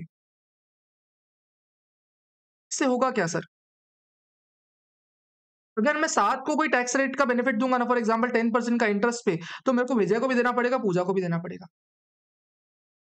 जो भी बेनिफिट मैं सात को दूंगा वो विजय को भी देना पड़ेगा, पूजा को भी देना पड़ेगा। यानी सर इस एमएफएन क्लॉज में होने से क्या होगा, आपस में हम एक दूसरे को टैक्स बेनिफिट का एडवांटेज देंगे, टैक्स रेट का एडवांटेज देंगे। सेकंड चीज, आपस में ऐसी एकजुटता होगी, ऐसी यूनिटी होगी, अगर एक को बेनिफिट दिया तो बाय डिफॉल्ट मल्टीपल लोगों को मिल जाता है। सर इस बीच में हमारे यहाँ कौन आई, हमारे बीच में आ गई राजधानी। राजधानी इस मोस्ट फेवर्ड नेशन क्लॉज का हिस्सा बन गई। मैंने चुपके से सर राजधानी को क्या कर दिया, राजधानी को कर दिया सर 5% इंटरेस्ट रेट दे दिया। प्रोविजन कहता है अगर सर, अब बताओ, अब राजधानी को मैंने बेनिफिट दिया 5%, तो ये लोग मेरे ऊपर चढ़ जाएंगे ना कि सर आपने राजधानी को कैसे 5% दे दिया। मैं बोलता हूँ मेरी मर्जी, कहता है ना ना ना, I am bound, you are bound by MFN clause. MFN clause से आप बाउंड हो। सर इस केस में अगर आपने किसी सब्सीक्वेंट पार्टी को एडिशनल बेनिफिट दिया है, तो सर ये बेनिफिट आपको पुराने मेंबर्स को भी पास ऑन करना पड़ जाएगा, पुराने मेंबर्स को भी पास ऑन करना पड़ जाएगा। यानी जिस दिन आप एमएफएन में घुसे थे उसके बाद अगर आप किसी थर्ड पार्टी को कोई भी एडिशनल टैक्स रेट बेनिफिट दे रहे हो, तो आपको अपने मोस्ट फेवर्ड नेशंस को भी बेनिफिट देना पड़ जाता है। सर लेकिन अगर इसका उल्टा केस हुआ, फॉर एग्जाम्पल मेरा और राहुल और राजधानी का ऐसा चलता ही था कि जो भी टैक्स रेट होगा ना इंटरेस्ट का, वो अपना 5% से टैक्सेबल होगा। उसके बाद मैं एमएफएन का हिस्सा बना, सात का, विजय का और पूजा का। सर बाद में एमएफएन में गया हूँ, पहले से ही 5% डिसाइडेड था। क्या इस केस में अपने को क्या टैक्स रेट का बेनिफिट देना पड़ेगा? राइट आंसर इज़ ना बाबा ना, इस केस में नहीं देना पड़ेगा। कहते हैं अगर सर आपस में most favoured nation clause enter कर चुके हो, उसके बाद आप किसी थर्ड पार्टी को बेनिफिट दे रहे हो, वो भी कम रेट का, सबको देना पड़ जाएगा। लेकिन अगर पहले से ही किसी को बेनिफिट चल रहा है, तो क्या बाकी लोगों को देना पड़ेगा? तब नहीं देना पड़ता। This is the difference, this is the most favoured nation Claus.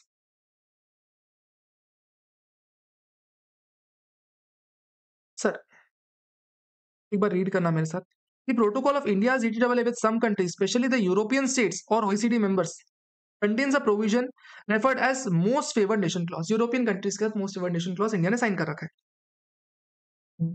Though each most MFN clause is in DTAA has a different formulation and general underlying provision if attached to the signature into the entry in the force। ठीक है sir, कोई दिक्कत नहीं। Sir क्या कहता है? The general underlying provision is that if signature के बाद, if after the signature of the DTAA with the first state, India enters with the DTAA of the OECD member, तो उस केस में क्या होगा सर? अगर फर्स्ट के साथ एंटर करने के बाद आप किसी सेकंड के साथ करो, उसके साथ टैक्सिंग राइट आपने लिमिट कर दिए, तो सर आपको फर्स्ट को भी टैक्सिंग राइट का बेनिफिट देना पड़ जाएगा। ये बेनिफिट तभी अवेलेबल होगा सर, कहता है जब फर्स्ट के साथ आपने एंटर किया और सेकंड के साथ जब एंटर किया ना, तो सेकंड के साथ एंटर करते टाइम आप पहले आप एमएफएन का पार्ट बन चुके थे। Second treaty is between India and the member which is not OECD member. Sir किसी ऐसे मेंबर के साथ कर रहे हो जो ओईसीडी मेंबर नहीं है। तीसरा, इंडिया ने अपने टैक्स रेट लिमिट कर रखे हैं। सर इस केस में क्या होगा?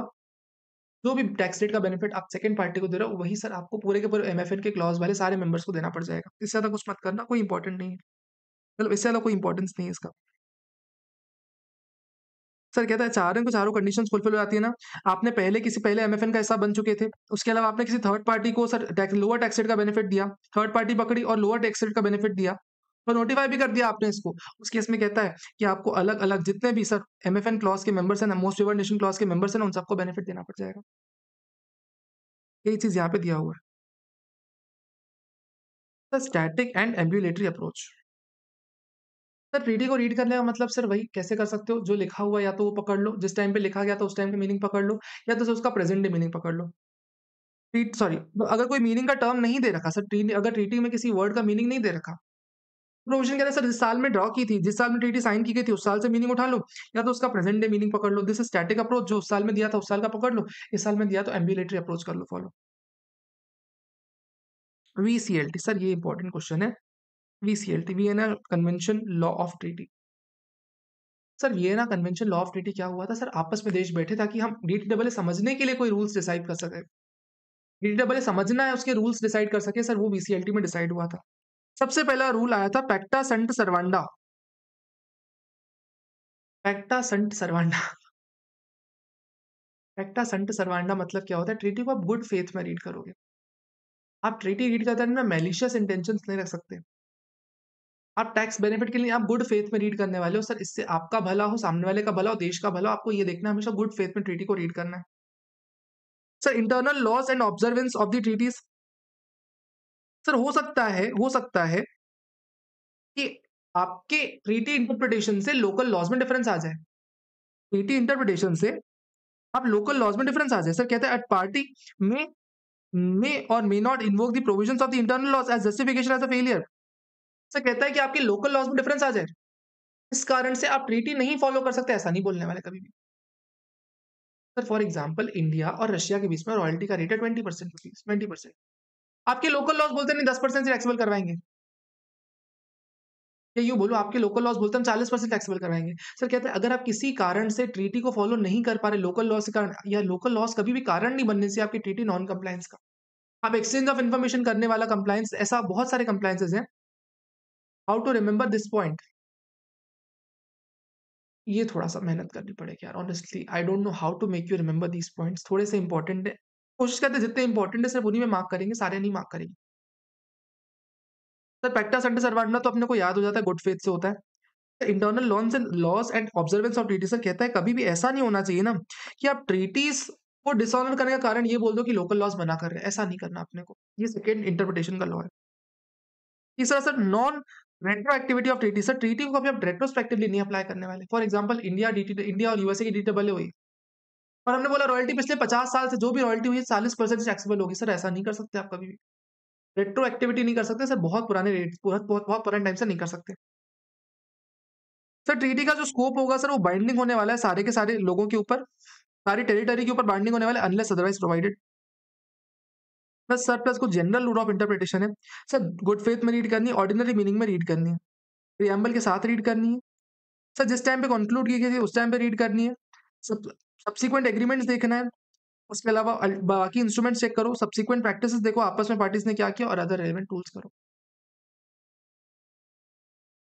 फैंटा साथ में nice nice nice, this is nice. Fanta साथ Mirinda, nice, this is good. Fanta साथ मिरिंडा, पैक्टा संड सर्वांडा, ठीक है, पैक्टा संड सर्वांडा, गुड फेथ में रीड करना है सर। इसमें भी ना जनरल रूल इंपॉर्टेंट है। जनरल रूल इंपॉर्टेंट क्या है सर? जनरल रूल बिल्कुल एक्सटेंसिव एड्स की तरह बात करता है, कैसे ट्रीटी को रीड करेंगे। कभी भी जनरल रूल पूछेगा आपको ये 5 में से कोई 4 लिख के आने पड़ेंगे। सर कहता है कि सर ट्रीटी रीड करने के लिए पहले तो गुड फेथ में रीड करोगे।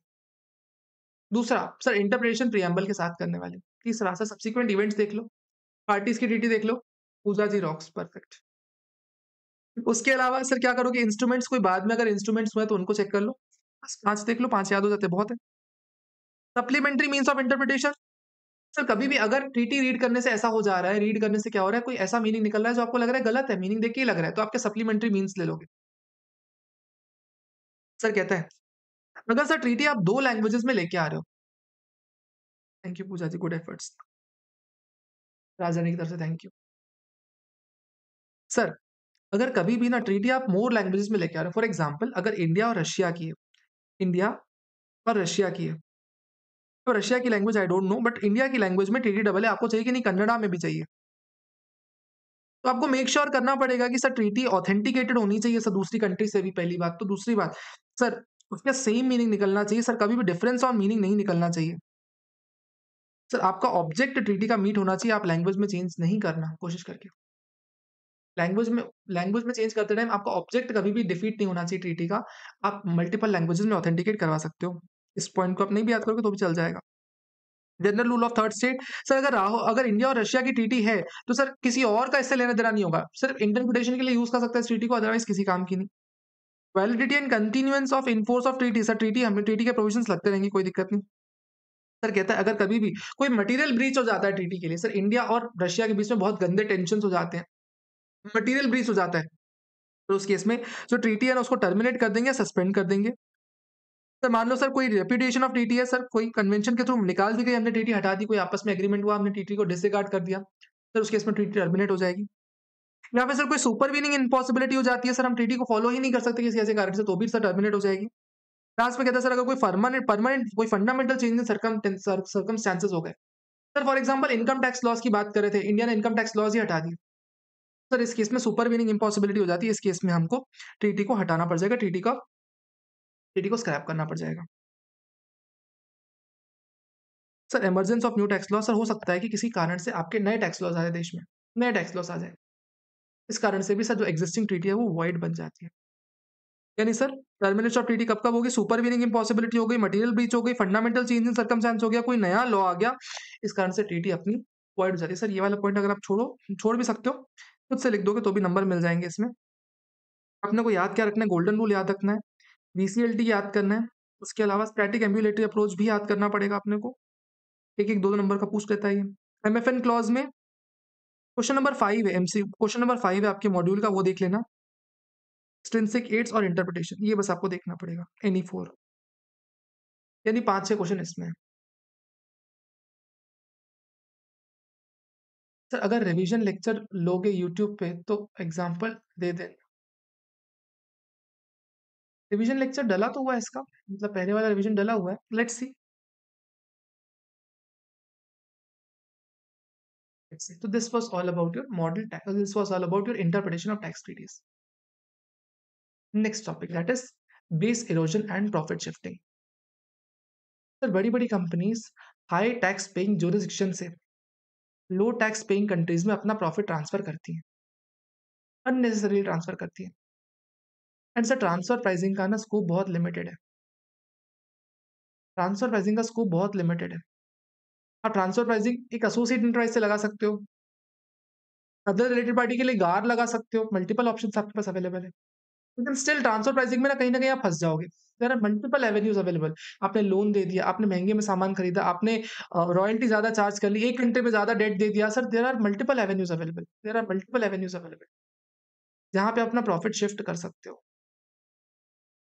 प्रोविज़न कहता है कि सर इस चीज़ को टैकल करना बहुत ज़रूरी है।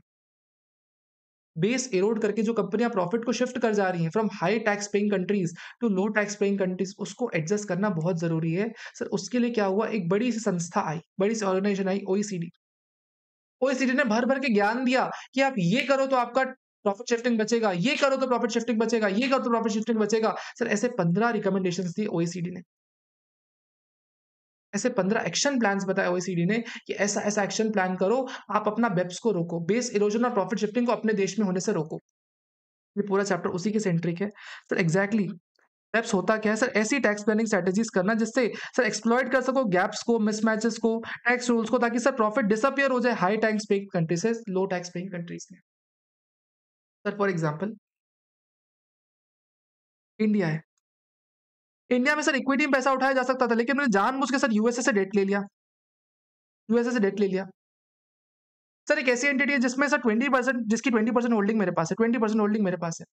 ये मेरी एसोसिएट भी नहीं है। 20% होल्डिंग बस है, एसोसिएट भी नहीं है। 25% एसोसिएट नहीं है अभी भी मेरी। सर इसने मेरे को ना 1000 करोड़ का डेट दे दिया। सर अब मेरा पूरा प्रॉफिट किसी को देने में खत्म हो जा रहा है। सर हुआ क्या? ट्रांसफर प्राइसिंग लग सकता है क्या? नहीं लग सकता। गार लग सकता है क्या? सर जब तक ढूँढोगे तब तक तो पूरा प्रॉफिट ही खत्म हो जाएगा। जब तक एंटिटी को ढूँढोगे तब तक तो प्रॉफिट ही खत्म हो जाएगा। प्रोविज़न कहता है सर इसके लिए ना आपको कुछ एक्शन प्लान्स बनाने पड़ेंगे। उन एक्शन प्लान्स को ठीक उन एक्शन प्लान को अप्लाई करके आप इस प्रॉफिट शिफ्टिंग को अवॉइड करवा सकते हो। सर बेस सर इस बेप्स का नुकसान क्या होता है? ये इंपॉर्टेंट क्वेश्चन है एग्ज़ामिनेशन पॉइंट ऑफ व्यू से। सर बेप्स का नुकसान क्या होता है? सर भारत सरकार को टैक्स नहीं मिल रहा है। भारत सरकार का टैक्स जा रहा है। इसके 4 नुकसान पॉसिबल है सर। सबसे पहले sir government has to cope up with the less revenue and higher admin cost. Sir notice भेजने में कॉस्ट लगता है, रिफंड इश्यू करने में कॉस्ट लगता है। सर नोटिस भेज-भेज के इतना एडमिन कॉस्ट लग जाता है। एसएससी ऑफिसर को पेमेंट करना पड़ता है। जॉइंट कमिश्नर, सीआईटी वगैरह लोगों को पेमेंट करना पड़ता है। एडमिनिस्ट्रेशन कॉस्ट बढ़ जाता है। बट सेकंड, आपको गवर्नमेंट के ऊपर रेवेन्यू कम भी तो हो रहा है। गवर्नमेंट को ज़्यादा रेवेन्यू मिल सकता था। अगर वो एंटिटी इंडिया वाली अगर इक्विटी इश्यू करती, इक्विटी रेज़ करती तो ज़्यादा प्रॉफिट होता, ज़्यादा टैक्स भरती। लेकिन क्यों आपने डेट रेज़ किया? क्योंकि सर आपको टैक्स बचाना था, तो गवर्नमेंट ऑफ इंडिया को टैक्स लॉस होता है। सर लॉस ऑफ टैक्स होता है, प्लस कहता है सर क्योंकि लॉस ऑफ टैक्सेस हो रहा है, तो सर गवर्नमेंट के पास बजट कम होता है, इसलिए public sector undertaking under funded रहती है। तीसरा, sir undermines the integrity of the tax system. Sir कहता है टैक्स सिस्टम की इंटीग्रिटी अंडरमाइन हो जाती है। यानी सर कॉर्पोरेट्स के सर पे टैक्स कम जाता है, जो मल्टीनेशनल कंपनीज़ है ना, वो ज़्यादा कम टैक्स रेट पड़ती हैं। लेकिन जो लोकल टैक्स पेयर्स हैं ना, उनके ऊपर ज़्यादा लोकल जो इंडिविजुअल है ना, उसके ऊपर ज़्यादा टैक्स भरना पड़ जाता है। कॉर्पोरेट टैक्स टोटल कम हो जाता है, sir individual tax rate, personal tax rate ज़्यादा हो जाता है इस चक्कर में। चौथा कहता है सर लोकल एंटरप्राइज़ को ना दिक्कत होती है, क्यों? क्योंकि सर एक कंपनी जो बहुत कम टैक्स पे कर रही है, वर्सेस जो कंपनी ज़्यादा टैक्स पे कर रही है, उसके हाथ में डिस्पोजेबल इनकम कम बची ना। कम कम इनकम बची तो मैं कम खर्चा कर पाऊँगा। सामने वाली एंटिटी कम टैक्स भर रही है, उसके पास ज़्यादा इनकम बच जा रही है, तो उसके पास फ़ायदा ज़्यादा हो गया ना। तो 4 एडवर्स इफेक्ट्स होते हैं वेब्स के। बेस इरोजन और प्रॉफिट शिफ्टिंग के 4 एडवर्स इफेक्ट्स होते हैं।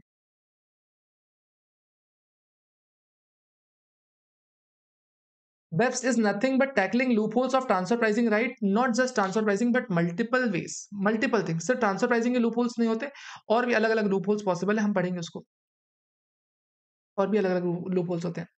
डेट इश्यू करे, इक्विटी इश्यू करे, कंपनी की चॉइस है ना। यस कंपनी की चॉइस है, लेकिन इंडिया से इश्यू करना है कि बाहर से इश्यू करना है, आपकी चॉइस थोड़ी है। इंडिया में डेट अगर इश्यू करो कोई दिक्कत थोड़ी है, इंडिया में इनकम होगी, इंडिया में टैक्स लगेगा। लेकिन आप बाहर से इश्यू कर रहे हो ना, वो दिक्कत है, क्योंकि बाहर से इश्यू कर रहे हो तो इंडिया का प्रॉफिट कम हो रहा है, इंडिया में टैक्स भी नहीं आ रहा है। इंडिया में इश्यू करोगे, सामने वाले के लिए इनकम बनेगी, कोई ना कोई टैक्स भरेगा ही भरेगा। लेकिन अगर इंडिया के बाहर इश्यू करोगे तो इंडिया में टैक्स नहीं आएगा ना, दिक्कत ये है। तो 4 adverse effects of web, sir 4 adverse effects of web कौन-सा 4 4 होते हैं? सबसे पहला सर गवर्नमेंट को कम टैक्स मिलता है प्लस हायर एडमिन कॉस्ट होती है। दूसरा under funding of public enterprises. तीसरा क्या होता है, integrity of the tax system is hurt. और चौथा कहता है अंडरमाइन हो जाती है integrity of tax system, undermine हो जाती है। चौथा कहता है लोकल कंपटीशन बहुत ज्यादा मुश्किल हो जाता है, लोकल कंपटीशन बहुत ज्यादा मुश्किल होता है, लोकल एंटरप्राइज को ज्यादा दिक्कत आती है। तो इसी को टैकल करने के लिए सर 15 एक्शन प्लान आए, 15 एक्शन प्लान आए, 15 एक्शन प्लान आए। 15 में से सर कुछ इंपॉर्टेंट है, कुछ बिल्कुल ही बेकार है, कुछ इंपॉर्टेंट है, कुछ बिल्कुल ही बेकार है। जितना बता रहा हूँ उतना सुनते चलना है। Action plan 1 sir, addressing the challenges in the digital economy. Sir होता क्या है सर, डिजिटल इकोनॉमी में क्या होता है सर, कोई गूगल जैसी कंपनी, स्पॉटिफाई जैसी कंपनी, हमने स्टैंडर्ड एग्जांपल देखा ना सर, स्पॉटिफाई का इंडिया में कोई परमानेंट एस्टैब्लिशमेंट है ही नहीं। इस केस में क्या होता है सर, स्पॉटिफाई इंडिया में सर एड्स दिखाता, पैसे ले जाता, कोई भी टैक्स नहीं लगता इस केस में। सर कितनी सारी ऐसी फॉरेन कंपनीज है जो कि सर ऑनलाइन इंडिया में काम वो कर रही है, इंडिया में लोन दे रही है, इंडिया में बहुत सारा इंटरेस्ट कमा रही है, लेकिन सर इंडिया में कोई टैक्स ही नहीं भर रही, क्योंकि सर इंडिया में जो पुराने परमानेंट एस्टैब्लिशमेंट के रूल्स है ना वो इनइफेक्टिव है। जो फिजिकल परमानेंट एस्टैब्लिशमेंट के रूल्स है ना वो इनइफेक्टिव है। नेचर ऑफ पेमेंट ऐसा हो जा रहा है जो ना रॉयल्टी के फॉर्म में कवर हो रहा है, ना किसी और फॉर्म में कवर हो रहा है। सर ऐसा नेचर ऑफ पेमेंट हो जा रहा है जो सर किसी डेफिनेशन में कवर ही नहीं हो रहा। सर इस डिजिटल इकोनॉमी में नए-नए ट्रांज़ैक्शन आए, ऑनलाइन गेमिंग आया, अलग-अलग तरीके से ट्रांज़ैक्शन आए जिसको भारत सरकार कवर नहीं कर पाई अपने टैक्स लॉज़ में। उसको चेंज करने की ज़रूरत है। सर क्या कहता है? डिफिकल्टी इन कैरेक्टराइजिंग पेमेंट्स, कैसा पेमेंट करे, कौन पेमेंट को क्या बोले, रॉयल्टी बोले, एफटीएस बोले, समझ नहीं आता। सर लोकेट करने में दिक्कत होती है, कहाँ पे किस देश से टैक्स हो ट्रांज़ैक्शन हो रहा है, ये समझ नहीं आ रहा। तीसरा कहता है सर पुराने जो ओल्ड फिजिकल परमानेंट एस्टैब्लिशमेंट के रूल्स हैं ना वो काम के नहीं है। सर ये दिक्कतें हैं। इसके लिए सर ओईसीडी ने क्या बोला? सर बोला कि आप अपने परमानेंट एस्टैब्लिशमेंट को बदलो। आप अपने परमानेंट एस्टैब्लिशमेंट को बदलो। परमानेंट एस्टैब्लिशमेंट की डेफिनिशन को बदल दो। आपका जो लोग जब भी डेटा वाले के साथ एंटर करोगे ना, आप परमानेंट एस्टैब्लिशमेंट डेफिनिशन को चेंज करो और बोलो कि परमानेंट एस्टैब्लिशमेंट में हम डिजिटल एक्टिविटीज़ को, डीमैट एक्टिविटीज़ को भी हम परमानेंट एस्टैब्लिशमेंट मानेंगे। अगर इंडिया से कोई डिजिटल एक्टिविटीज़ कर रहा है, तो हम परमानेंट एस्टैब्लिशमेंट उसको मानेंगे। Sir virtual place fix place of business, अगर कोई एंटिटी इंडिया में सर वेबसाइट होल्ड कर रही है, तो वेबसाइट को भी हम परमानेंट एस्टैब्लिशमेंट मानेंगे। और तीसरा कहता है सर अगर कोई भी सर वेबसाइट को होल्ड कर रही है, वेबसाइट सर्वर होल्ड कर रही है, सर इसको परमानेंट एस्टैब्लिश्ड मानेंगे इंडिया में। तीसरा सर एक विथहोल्डिंग टैक्सेस लगाओ या इक्वलाइजेशन लेवी लगाओ। 3 ओईसीडी ने रिकमेंडेशंस दी इस डिजिटल इकोनॉमी को काउंटर करने के लिए। डिजिटल इकोनॉमी की दिक्कतें समझ रहे हो आप? दिक्कतें क्या होती हैं? एक डिजिटल इकोनॉमी में दिक्कतें क्या होती है? सर मल्टीपल दिक्कतें पॉसिबल है। सर कौन से टाइप का पेमेंट है समझ ही नहीं आ रहा। पुराने पीई रूल्स काम के नहीं है। उसके अलावा किस जगह से ट्रांज़ैक्शन हो रहा है अपने को पता ही नहीं चल पाता। 3 चीज़ें दिक्कतें हैं सर। पेमेंट को कैरेक्टराइज़ नहीं कर पा रहे, किस चीज़ का पेमेंट कर पा रहे हो। दूसरा सर किस जगह से पेमेंट हो रहा है पता नहीं चल रहा। तीसरा सर पुराने जो पीई रूल्स है वो काम के नहीं है। तो सर कहता है पीई की डेफिनिशन चेंज कर दो। जो परमानेंट एस्टैब्लिशमेंट फिजिकल हुआ करती थी पहले, अब उसको सर वर्चुअल पीई लेके आ जाओ। सर उसके अलावा डीमैटेरियल फॉर्म में भी, जो डीमैट फॉर्म में भी अगर आपकी कोई एंटिटीज़ यहाँ इंडिया में प्रेज़ेंस रखती है ना, उसको भी पीई बनाओ। और तीसरा कहता है सर कोई भी विथहोल्डिंग टैक्सेस लेके आ जाओ या इक्वलाइजेशन लेवी लेके आ जाओ। सर भारत सरकार ने क्या किया सर, सिग्निफिकेंट इकोनॉमिक प्रेजेंस और इक्वलाइजेशन लेवी 2 कॉन्सेप्ट लाए। तो सिग्निफिकेंट इकोनॉमिक प्रेजेंस क्या था? सेक्शन 9 सब सेक्शन 1 क्लॉज़ 1 का सर पार्ट ए का दूसरा पार्ट था बिज़नेस कनेक्शन का पार्ट ए बिज़नेस कनेक्शन था, इसका दूसरा पार्ट था सिग्निफिकेंट इकोनॉमिक प्रेजेंस। अगर कोई फॉरेन कंपनी इंडिया में सर एडवर्टाइज़मेंट सर्विसेज़ दे रही है या सेल ऑफ डेटा से इनकम कर रही है, इससे जो भी इनकम इंडिया से होने वाली है ना, इसको हम इंडियन इनकम मानते थे। इसको डीम्ड टू अक्रूवलाइज़ इन इंडिया मानते थे और इसको टैक्सेबल करवाते थे ना, इंडिया ने ऐसा किया। दूसरा सर अगर कोई भी फॉरेन कंपनी अगर अगर इंडियन कंपनी किसी को भी एडवर्टाइजमेंट का पेमेंट करे तो 6% इक्वलाइजेशन लेवी काटने वाली है। ऐसा हम एडजस्टमेंट लेके आए थे, ऐसा हम एडजस्टमेंट लेके आए थे। सर ये 2 इंडिया ने एक्शंस प्लान्स किए। सर यानी फर्स्ट एक्शन प्लान मैंने आपको क्या पढ़ाया? सर मैंने बोला कि कैरेक्टराइज़ करने में दिक्कत हो रही है ट्रांज़ैक्शन के नेचर को। पुराने रूल्स काम के नहीं पीई के। तीसरा लोकेट करने में दिक्कत हो रही है। इसके लिए क्या-क्या रिकमेंडेशंस दिए? सर एक वर्चुअल प्लेस को भी आप पीई बनाओ। सर डीमैटेरियल फॉर्म में, डीमैट फॉर्म में भी अगर डीमैट फॉर्म में डिजिटल फॉर्म में आपके पास कोई एंटिटी है तो उसको भी पीई बनाओ। तीसरा कहते हैं सर विथहोल्डिंग टैक्सेस लेके आ जाओ, इक्वलाइजेशन लेवी लेके आ जाओ। इंडिया ने क्या किया सर, सिग्निफिकेंट इकोनॉमिक प्रेजेंस लेके आ गया और इक्वलाइजेशन लेवी लेके आ गया। दूसरा होता है hybrid mismatch arrangements. Hybrid mismatch arrangements क्या होता है सर, एक अलग ही ट्रांजेक्शन कैसा मतलब समझना।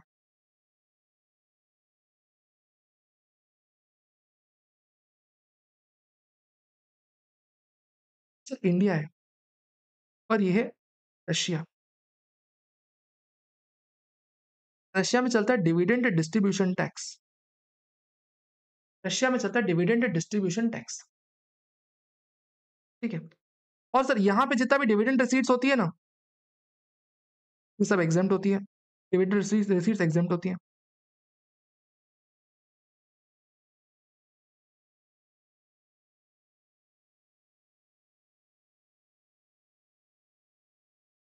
ये इंडिया, तो इंडिया में सर डिविडेंड टैक्सेबल होता है।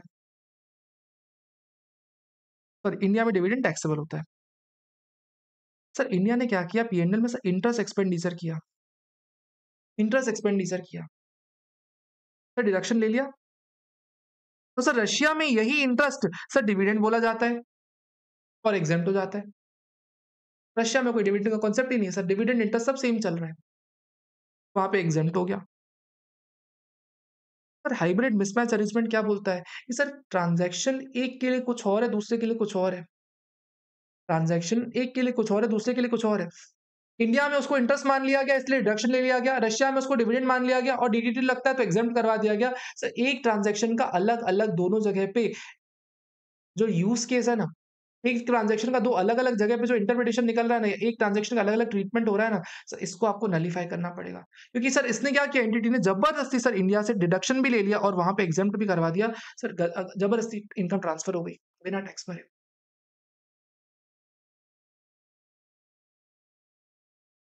सर हाइब्रिड मिसमैच मैनेजमेंट क्या बोलता है, सर ऐसा अरेंजमेंट जो sir tax treatments of an entity और एन इंस्ट्रूमेंट्स को एक्सप्लॉइट करता है ताकि डबल नॉन टैक्सेशन हो सके। सर टैक्स ट्रीटमेंट आपको ऐसा टैक्स ट्रीटमेंट कर रहे हो जिससे सर ये पकड़ा कैसे जाएगा, भारत सरकार पकड़ेगी तो फिर रोका जाएगा। पकड़ा जाना इज डिफरेंट थिंग, पकड़ा जाना तो हमारा मुद्दा है ही नहीं इनकम टैक्स में। रोके कैसे, क्योंकि लीगली हो रहा है ये सब चीजें। पकड़ा जाना तो बात की बात है, पकड़ा जाना तो बात की बात है, किसी की नजर में आएगा भोला भटका सरकार का कोई होगा एम्प्लॉय, कोई ए होगा जो चेक करेगा इस चीज को तो पकड़ा जाएगा। सर मुद्दा तो ये है कि पकड़े जाने के बाद भी आप रोक नहीं सकते इसको, क्योंकि सर ये लीगल चीजें हैं। तो हम क्या पढ़ रहे हैं, इसको रोकने का तरीका सीख रहे हैं। पकड़ा जाना तो यार अब इनकम टैक्स में जैसे पकड़ा जाए, नहीं पकड़ा जाएगा, जीवन भर नहीं पकड़ा जाएगा, कोई दिक्कत नहीं है। लेकिन पकड़ा जाएगा तो रोकोगे कैसे, हम तो ये सीख रहे हैं। रोक ही नहीं सकते आप। सर क्या कहता है, ऐसा अरेंजमेंट जो कि सर टैक्स ट्रीटमेंट्स को, दो एंटिटीज के दो इंस्ट्रूमेंट्स के टैक्स ट्रीटमेंट्स को यूज करते हैं, कैसे रोकेगा, सुनना।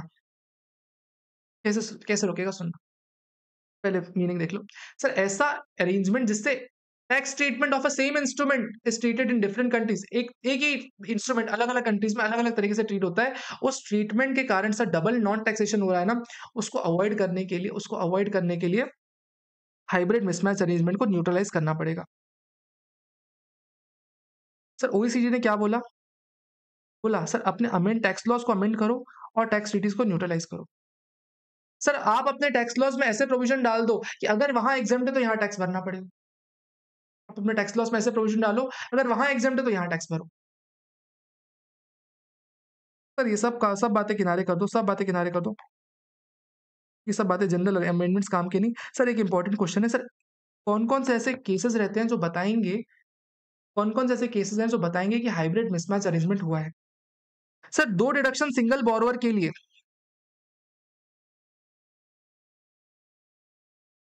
सर एक ही सिंगल बोरोवर ना सर दो बार डिडक्शन ले ले किसी भी चीज का।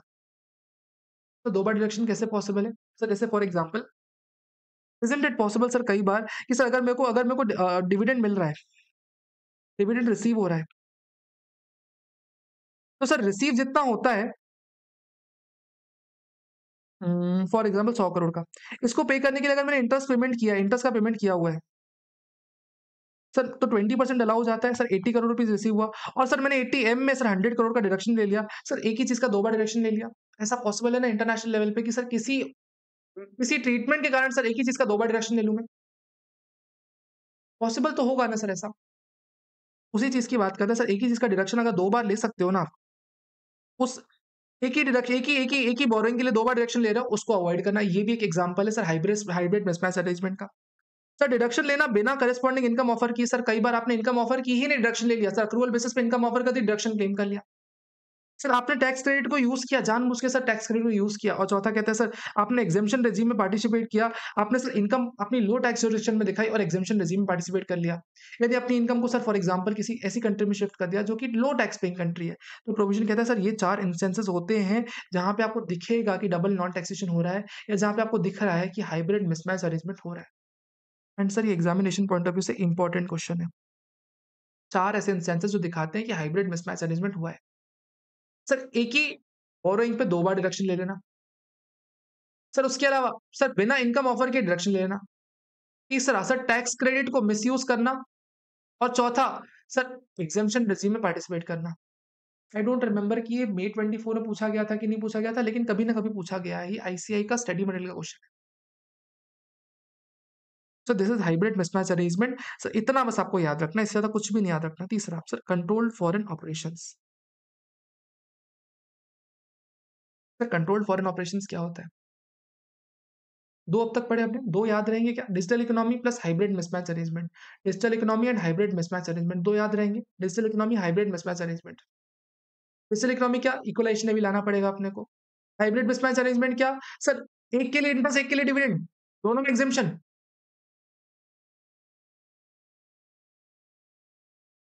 नवंबर में तो नहीं ही पूछा गया था, मई में I am not sure, I don't remember, मई में पूछा गया हो। ठीक है, कोई बात नहीं। सर कंट्रोल्ड फॉरेन ऑपरेशंस क्या बात करता है? सर जो मल्टीनेशनल एंटिटी होती है ना, मल्टीनेशनल एंटिटीज जिसका मल्टीपल देशों में ऑपरेशंस होता है, मल्टीपल देशों में जिनके ऑपरेशंस होते हैं, उन एंटिटीज के लिए बात करता है। प्रोविजन कहता है सर अगर कोई ऐसी एंटिटी है जो मल्टी नेशंस में ऑपरेट कर रही है, मल्टीपल नेशंस में ऑपरेट कर रही है, उन नेशंस के, उन कंट्रीज के लिए प्रोविजन है। सर हो सकता है कि कोई ऐसी एंटिटी जो मल्टीपल नेशन में ऑपरेट कर रही है, उसने अपनी मेजर एंटिटी सर ऐसी कंट्री में ऑपरेट कर रखी हो जो कि टैक्स हेवन में हो, और सर जानबूझ के वहां पे सारी इनकम सेंट्रिक कर दे। Sir this is called control foreign operations. यानी सर मल्टीपल कंट्रीज में आपका प्रेजेंस है, लेकिन ज्यादा इनकम कहाँ पे, आप अपनी इनकम डाइवर्ट करना चाहते हो कहाँ पे, जहां पे सर लो टैक्स पेइंग कंट्रीज है, वहां पे ज्यादा आप परचेजेस करोगे, हाई प्राइस पे परचेज करोगे, सॉरी लो प्राइस पे परचेज करोगे, हाई प्राइस पे वहां से सेल्स करोगे, उस देश में से ज्यादा लोन बांटोगे ताकि इंटरेस्ट इनकम वहां ज्यादा हो, कैपिटल गेन सारा वहां करवाओगे। सर क्या कहते हैं, companies incorporated in tax haven countries control directly or indirectly. अच्छा एक और चीज, sir for example Cayman Islands में कंट्री बना दी। Sir for example India company है, इंडिया ने कंपनी खोल ली सर कीमन आइलैंड्स पे जहां टैक्स रेट जीरो है, दुबई में खोली जहां टैक्स रेट जीरो है। सर जहां पे लो टैक्स पेइंग कंट्रीज है ना, उसको ऑपरेट करने वाली कंट्रीज कौन सी है? Sir high tax paying countries की कंपनीज है। लो टैक्स पेइंग कंट्रीज में जो कंपनीज है उनको ऑपरेट कौन कर रहा है? High tax paying companies. ये अगर ऑपरेट करें तो इनको कंट्रोल्ड फॉरेन ऑपरेशंस कहते हैं। सर इसको कैसे कंट्रोल किया जाए? सर कहता है to curb these practices countries may come out with CFC regulations, control foreign operations के ऑपरेशंस को लेके आ सके। Sir normally CFC rules are applicable in passive income. Sir interest, royalty, dividend इन सब की इनकम से रिलेटेड है, रिलेटेड पार्टी से, तो आप इससे रिलेटेड अपने प्रोविजंस लेके आ जाओ।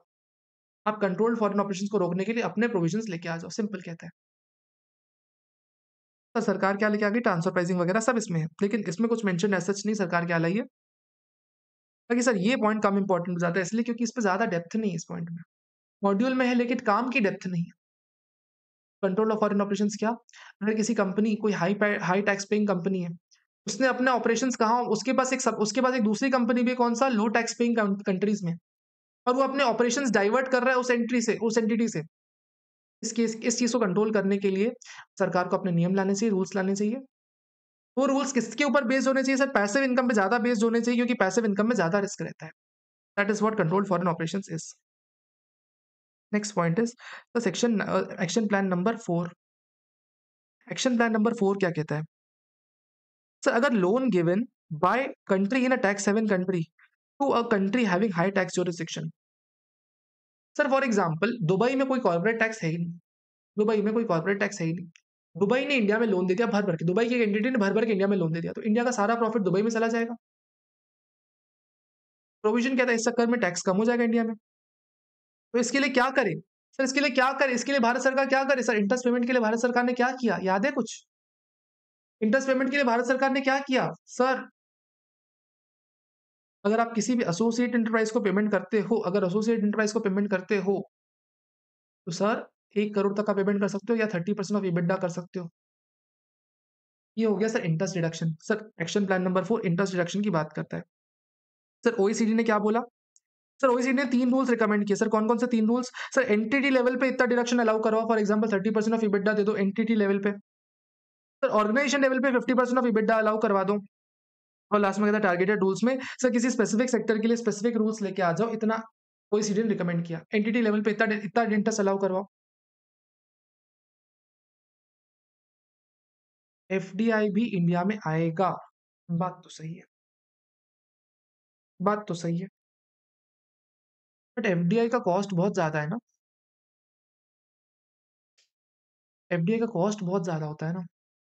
भाई फॉरेन डायरेक्ट इन्वेस्टमेंट करो, आप कोई दिक्कत नहीं है, लेकिन वो पैसा देश में लगना चाहिए ना, देश का बेनिफिट होना चाहिए ना। यहाँ तो हो क्या रहा है, भारत का टैक्स रेवेन्यू नुकसान हो रहा है, भारत में तो कोई प्रॉफिट आ ही नहीं रहा ना। मेजर ऑफ द प्रॉफिट जो इंडिया में टैक्स के लिए यूज होना चाहिए, वो प्रॉफिट इंडिया के बाहर शिफ्ट हो जा रहा है। जरूरत भी है पानी पीने की। सर याद क्या रखना है, रात याद क्या रखना है, 94 बी लाया इंडिया एक्शन प्लान 4 के अगेंस्ट में। एक्शन प्लान 4 क्या बोलता है? Interest deduction and other financial payment. Interest deduction और अदर फाइनेंशियल पेमेंट के लिए इंडिया 94 बी लेके आ गया।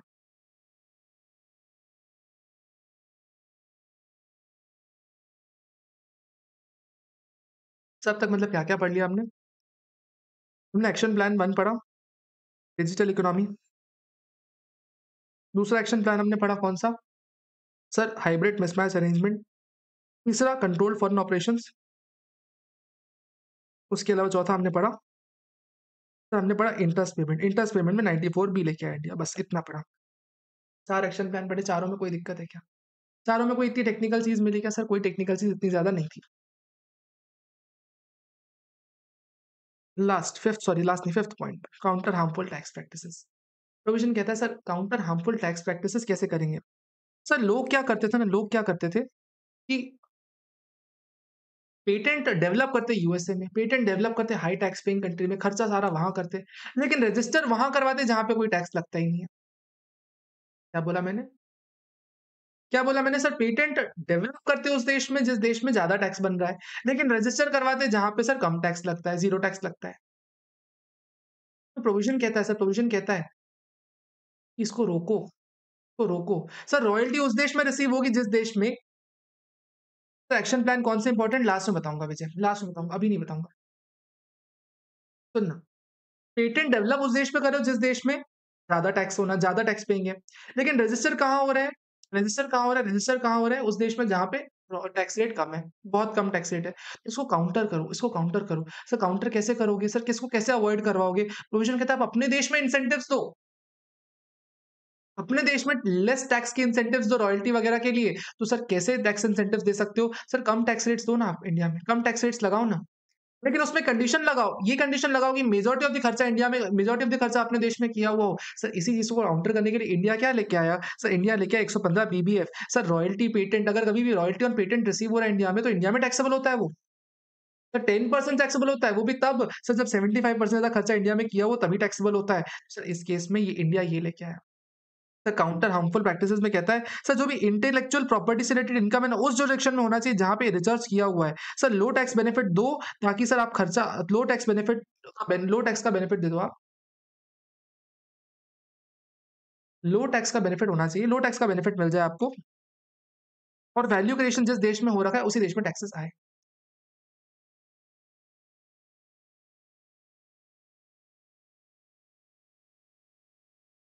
सर यानी counter harmful practices, action plan number 5 115 BBF आया। सर 5 से 5 याद रह सकता है, 5 से 5 याद रह सकता है। सर 5 एक्शन प्लान हो गए। सर कहता है action plan number 6, action plan number 6, sir treaty abuse को रोकना है अपने को, ट्रीटी अब्यूज को रोकना है। सर कहता है for example India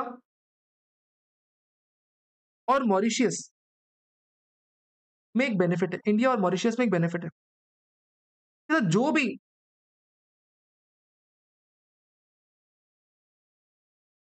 India is better than, sorry क्या बोल रहा हूँ मैं, इंडिया मॉरिशियस में एक इंडिया मॉरिशियस ट्रीटी में एक क्लॉज है, क्लॉज है। सर जो भी इनकम मॉरिशियस की हो रही है इंडिया में, इंडिया में इनकम हो रही है, सर इसमें हम 50% टैक्स लगाएंगे। 50% एज इन जो टैक्स रेट है ना, टैक्स रेट में 50% लगाएंगे, टैक्स रेट में 50% आपको कट दे देंगे। लेकिन कट तब देंगे जब आप इंडिया में उसमें खर्चा करोगे। इंडिया में से इनकम कमा रहे हो ना, उसमें खर्चा भी काफ़ी हद तक इंडिया में कर लो, तो सर हम आपको 50% टैक्स कट दे देंगे आपको। ऐसा बेनिफिट दे दिया इंडिया मॉरिशस ट्रीटी में। क्या बोल रहा है? सर इंडिया मॉरिशस ट्रीटी में ऐसा बेनिफिट है कि इंडिया में से जो इनकम कमा रहे हो ना, उसका खर्चा काफ़ी हद तक इंडिया में कर दो, कुछ खर्चा इंडिया में कर दो, हम जो टैक्स लग रहा होगा उसमें 50% टैक्स लगाएँगे सिर्फ। अगर 10% टैक्स रेट है 5 लगाएँगे, 20% है टैक्स रेट इतना लगा देंगे। सर ये बोला गया प्रिवेंटिंग टीटी सर इस चीज़ का बेनिफिट कोई और नहीं उठा सके ना, इसलिए आप हाँ, सर कौन सी कंट्री के लो टैक्स जुरिसडिक्शन है कैमन आइलैंड्स है? उसके अलावा पनामा आइलैंड नहीं, आई डोंट रिमेंबर कौन सा दूसरा दुबई वगैरह पे लो टैक्स जुरिसडिक्शन है। प्लस और भी ये अपना इंडोनेशिया साइड की कुछ कंट्रीज़ बहुत ही लो टैक्स पेइंग कंट्रीज़ होती हैं।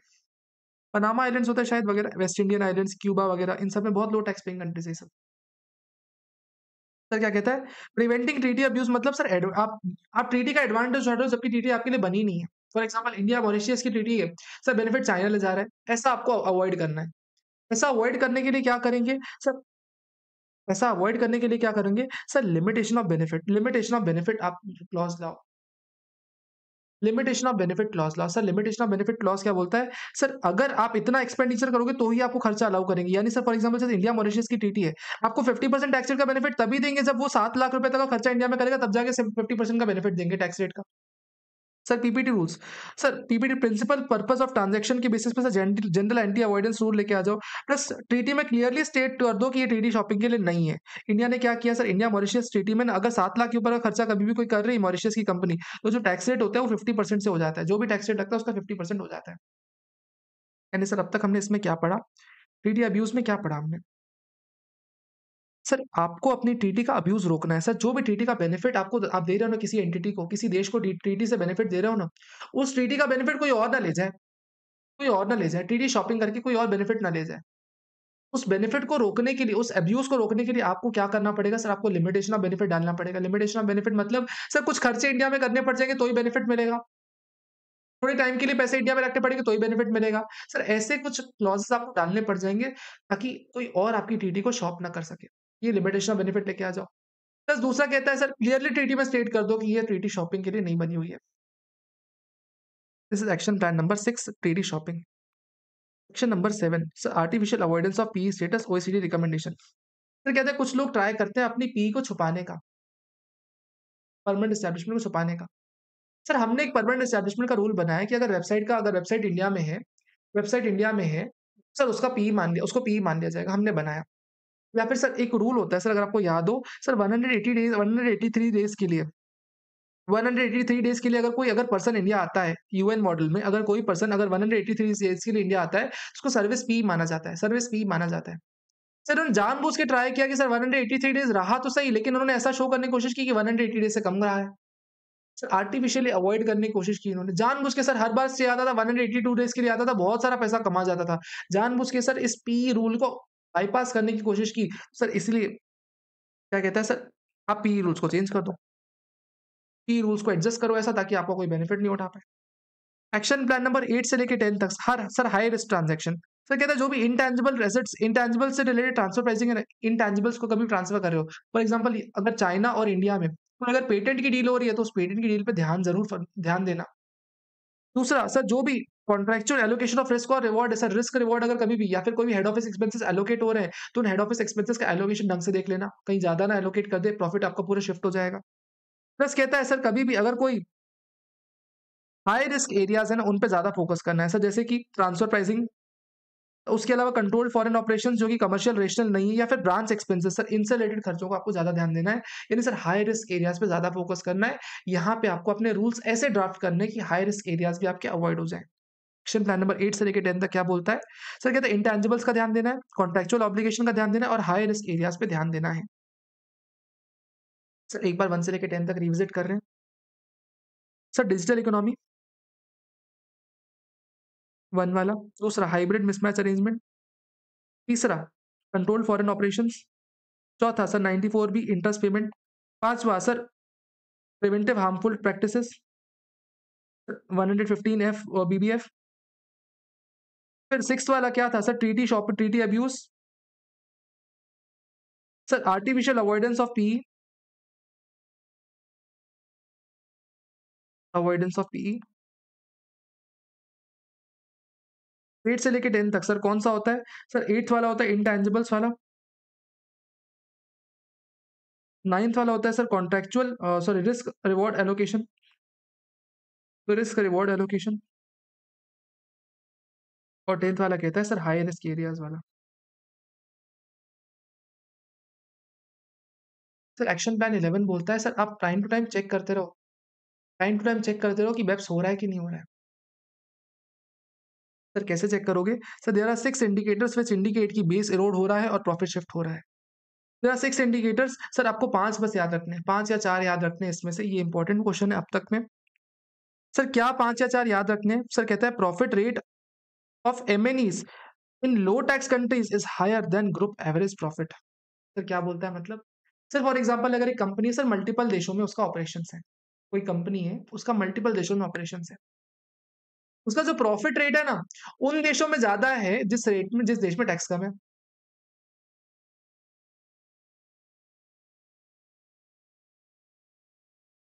पूरे टॉपिक की बात करो सर।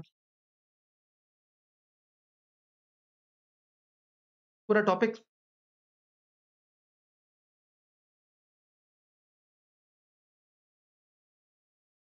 अच्छा अभी ज्यादा बेहतर समझ में आया लास्ट टाइम के रिवीजन वीडियो से। Okay okay okay perfect. वो रिवीजन था ना। वो तो रिवीजन था ना वैसे भी। एक नेक्स्ट नेक्स्ट पॉइंट सुनना। अभी मतलब ज्यादा बेहतर समझ में आया ना, यही बोलना चाह रहे हो ना? हाँ परफेक्ट, चलो बस यही चाहिए था क्योंकि हर टाइम मैं भी तो बेहतर बनूं थोड़ा सा। तो देखो एक कंपनी है मल्टीपल देशों में काम कर रही है, मल्टीपल देशों में काम कर रही है सर। लेकिन जैसे मान लो दुबई है, दुबई में जहाँ टैक्स रेट है ही नहीं कुछ भी, 0% टैक्स रेट है, वहां पे 40-40-50% ग्रॉस प्रॉफिट आ रहा है, नेट प्रॉफिट आ रहा है। लेकिन जहाँ अमेरिका है, इंडिया है, जहाँ 35% टैक्स रेट लग रहा है सर, वहां पे प्रॉफिट 1% 2% है। ओवरऑल देख के समझ में आ रहा है, ओवरऑल देख के समझ में आ रहा है कि जिस देश में ज्यादा टैक्स है उस देश में प्रॉफिट परसेंटेज कम है, जिस देश में कम टैक्स है उस रेट में प्रॉफिट परसेंटेज ज्यादा है। दिस क्लियरली शोज की बेस इरोजन हो रहा है। दूसरा sir effective tax paid by the MNE is lower than profit. मुझे तो पूरा डिटेल बेहतर समझ में आया। Thank you so much. लेकिन अभी पहले कंप्लीट कर लेते हैं फिर इस बारे में बातें करते हैं, ठीक है? क्या बोलता है? सर इफेक्टिव टैक्स रेट आपका जो है ना वो बहुत कम हो जा रहा है डोमेस्टिक कंपनी से। सर फॉर एग्जांपल इंडिया में सर टैक्स रेट लगता है 35%। इंडिया एक पेरेंट एंटिटी है, 35% इंडिया में टैक्स लगता है। लेकिन सर बाकी सारी कंट्रीज के अगर ऑपरेशंस मर्ज करो, बाकी सारी कंट्रीज के अगर ऐड कर रहे हो ना, कुल मिला के आपका टैक्स रेट सिर्फ 15% निकल के आ जा रहा है। यानी सर डोमेस्टिक कंपनी में 35% लग रहा है, लेकिन बाकी सब कंट्रीज का एवरेज निकाल लो, इंडिया में 35% से भी कम, तो ओवरऑल 35% से कम टैक्स भर रहे हो। यानी सर आपका बेस इरोजन हो रहा है। तीसरा, तो जो फॉरेन डायरेक्ट इन्वेस्टमेंट्स है सर एक जगह पे बढ़ती जा रही बढ़ती जा रही बढ़ती जा रही है। सर फॉर एग्जांपल इंडिया में टैक्स ज्यादा है तो एफडीआई ज्यादा आ रहा है, इसलिए एफडीआई ज्यादा आ रहा है क्योंकि इंडिया से उनको इंटरेस्ट पैसा निकालना है। चौथा, सर जहां पे वैल्यू क्रिएशन हो रहा है और जहां पे टैक्सेशन हो रहा है सर दोनों में डिफरेंस हो। जहां वैल्यू क्रिएशन हो रहा है और जहां पे सर टैक्स लग रहा है वो डिफरेंट है। सर फॉर एग्जांपल रॉयल्टी आपने डेवलप की यूएसए में, रजिस्टर करवाई दुबई में, सर यूएसए में दुबई में कोई टैक्स लग नहीं रहा, लेकिन वैल्यू क्रिएशन हुआ मुंबई सॉरी यूएसए में। सर इस केस में क्या हुआ? सर बेस इरोजन हो गया। वैल्यू क्रिएशन कहीं और हुआ, प्रॉफिट शिफ्ट कहीं और हो गया। This is also a sign. पांचवा, सर कहता है royalty receive by entities in low tax countries is 3% of the total royalty. Sir जो टोटल रॉयल्टी है उसका 3% से भी कम लो टैक्स पेइंग कंट्रीज में, क्योंकि रॉयल्टी में तो वैसे ही लोग बेनिफिट देते रहे ना, तो लोग रॉयल्टी की इनकम को शिफ्ट नहीं करे ज्यादा। लास्ट पॉइंट कहता है sir debt receive is concentrated in more high tax paying countries. यानी सर जो डेट है ना, जो डेट कोई भी दे रहा है ना, डेट रिसीव्ड है ना sir, high tax paying countries उनको टैक्स डेट ज्यादा दिया जा रहा है ताकि वहां का प्रॉफिट ज्यादा शिफ्ट किया जा सके। यानी देयर आर 6 रीजंस जैसे सिक्स मेजर जैसे पता चल रहा है आपका बेस इरोड हो रहा है। सर पहला कैसा? सर पहला कह रहा है कि जो प्रॉफिट रेट है ना, हाई टैक्स पेइंग कंट्री में रेट कम है, टैक्स ज्यादा रेट कम है, रेट ज्यादा टैक्स कम हो रहा है पहला। तो सर आपकी जो डोमेस्टिक एंटिटी ज्यादा टैक्स रेट बढ़ रही है ना उससे काफी कम भरना पड़ रहा है लोकल में। तीसरा, सर जो इफेक्टिव टैक्स रेट है ना, सॉरी इफेक्टिव टैक्स रेट होगा sir, foreign direct investments concentratedly increase हो रहा है। यानी सर जानबूझ के अगर इंडिया में प्रॉफिट ज्यादा है, इंडिया में प्रॉफिट बहुत ज्यादा आ रहा है, तो जानबूझ के लोग एफडीआई के थ्रू पैसा ला रहे हैं, इंडिया के थ्रू पैसा लाते जा रहे लाते जा लाते जा रहे ताकि इंडिया से प्रॉफिट निकाल सके। सर एक सेकंड होल्ड करना, सिर्फ एक सेकंड होल्ड करना।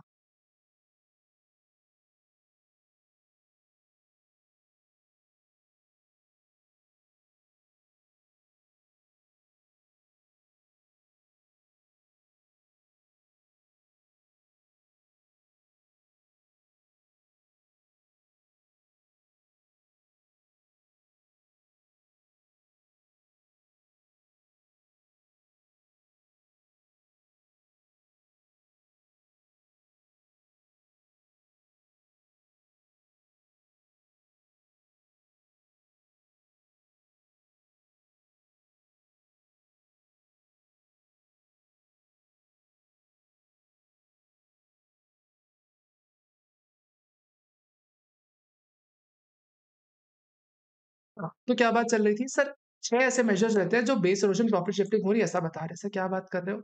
सैल्यूट इतनी शिद्दत से अरे यार रुको पहले कंप्लीट हो जाने दो फिर बात करते हैं। सर पिंकी जी का कॉल आया था अरे थोड़ा-सा अर्जेंट कॉल था मतलब कांट इग्नोर कोई बात नहीं देख लेते हैं, ध्यान दो। 6 ऐसे मेजर्स जो बता रहे हैं कि बेप्स हो रहा है। पहला सर क्या बोल रहा है कि सर जो जिस देश में टैक्स कम लग रहा है उस देश में प्रॉफिट बहुत ज्यादा, जिस देश में टैक्स ज्यादा लग रहा है उस देश में प्रॉफिट कम। ओवरऑल जितना प्रॉफिट आप जितना टैक्स भर रहे हो ना उससे बहुत कम आपका एवरेज टैक्स रेट है पूरी कंट्रीज का। उसके अलावा सर एफडीआई बहुत ज्यादा उस देश में आ रही है जिस देश में सर ज्यादा टैक्स रेट है। तीसरा सर जिस जगह पे वैल्यू क्रिएशन हो रहा है और जिस जगह पे प्रॉफिट आ रहा है दोनों अलग अलग है। सर रॉयल्टी इनकम बहुत कम कम ही आपकी पैसिव इनकम आ रही है, मतलब जिस देश में टैक्स कम है ना उस देश में बहुत कम रॉयल्टी इनकम आ रही है क्योंकि बाकी देश रॉयल्टी का बेनिफिट देते रहे। मतलब सर इरोजन कर रहे हो आप। लास्ट में कहता है सर डेट उस देश में ज्यादा है जिस देश में टैक्स रेट ज्यादा है, तो इंटरेस्ट के थ्रू आप बेनिफिट ले रहे हो। एफडीआई के थ्रू बेनिफिट सर अगर इंडिया में एफडीआई करवा रहे हो, अगर लोन के थ्रू एफडीआई वगैरह हो रही है, इंस्टीट्यूशनल इन्वेस्टर्स हो रही है, तो उस केस में क्या अगर मान लो इंडिया में एफडीआई अगर कर रहा है कोई भी, तो इंटरेस्ट रिसीव करेगा ना, इंटरेस्ट रिसीव करेगा ना, इंटरेस्ट रिसीव करेगा ना। तो इंटरेस्ट रिसीव करेगा तो इंडिया से प्रॉफिट जा रहा है ना। अगर किसी भी देश किसी भी एंटिटी को लग रहा है कि यार इस देश में बहुत टैक्स लग रहा है तो उस देश में एफडीआई ज्यादा करते चलेंगे, इंटरेस्ट निकालते चलेंगे। सर उसके अलावा सर कभी भी अगर एग्रेसिव टैक्स प्लानिंग हो रही है, एग्रेसिव टैक्स प्लानिंग के लिए क्या करोगे सर, आप अपने डिस्क्लोजर रिक्वायरमेंट्स बढ़ाओगे। 12th से क्या बोलता है सर, एग्रेसिव टैक्स प्लानिंग अगर कोई भी कर रहा है तो सर आप डिस्क्लोजर रिक्वायरमेंट्स बढ़ाओगे। जो भी प्लानिंग करोगे सर सब रिपोर्टिंग करोगे। सर इंडिया ने क्या किया सर, इंडिया में गार वगैरह सीबीसी रिपोर्टिंग ये सब चीजें लेके आ गया। Action plan number 13 sir transfer pricing से रिलेटेड डॉक्यूमेंटेशन ढंग से आपको मेंटेन करनी है। ट्रांसफर प्राइसिंग के लिए ढंग से डॉक्यूमेंटेशन मेंटेन करनी है। Sir local file, master file, country by country reporting आपको मेंटेन करवानी चाहिए। सर यही चीजें सेक्शन 92 डी में लेके आ गए प्रॉपर, एंड सेक्शन 286 में सीबीसी रिपोर्टिंग इंडिया भी लेके आ गया। आपको लोकल फाइल मेंटेन करनी है, मास्टर फाइल मेंटेन करनी है और सीबीसी रिपोर्टिंग मेंटेन करनी है, सेक्शन नंबर 13। सर उसके अलावा लास्ट में कहता है एक्शन प्लान नंबर 14 क्या कहता है सर, डिस्प्यूट रेजोल्यूशन मैकेनिज्म को और इफेक्टिव बनाओ। यानी सर जो भी डिस्प्यूट रेजोल्यूशन मैकेनिज्म है ना उसके लिए म्यूचुअल एग्रीमेंट प्रोसीजर बनाओ उस देश के साथ, उस देश के साथ एमएपी बनाओ और उस मैकेनिज्म को सिंप्लीफाई करो ताकि कभी भी डिस्प्यूट हो रहा है तो ढंग से सेटल हो सके। एक्शन प्लान नंबर 15 लास्ट में कहता है एमएलआई बनाओ। एमएलआई एमएलआई क्या बोलता है, ये थोड़ा इंपॉर्टेंट है लेकिन डेप्थ बहुत ज्यादा अननेसेसरी अननेसेसरी बहुत डेप्थ है इस पॉइंट में, काम की नहीं है लेकिन एग्जामिनेशन के पॉइंट ऑफ व्यू से काम की नहीं है, डेप्थ बहुत है। कॉल के बाद कुछ ज्यादा एनर्जी, कॉल के बाद देखा मैंने टाइम 3 आवर्स 48 मिनट्स हो चुके हैं, तो यार घर जाना है यार, मतलब तो थोड़ा-सा जल्दी कंप्लीट करना पड़ेगा ना। सर एमएलआई क्या बोलता है, एमएलआई के 2 ढाई पेजेज़ हैं बुक में भी, आप चाहो तो सब इग्नोर करो, सिर्फ 1-2 चीज़ें ध्यान देना एमएलआई में। सर फॉर एग्जांपल इंडिया का लगभग 150 टन कंट्रीज़ का डीटीडबलए है। 140-150 ऑड कंट्रीज़ के साथ इंडिया का डीटीडबलए है। सर इस केस में क्या हुआ सर, अगर अपने को रॉयल्टी का टैक्स रेट सबके लिए बढ़ाना है, तो क्या हर ट्रीटी को अमेंड करते फिरेंगे क्या? हर ट्रीटी को अमेंड करते फिरेंगे क्या?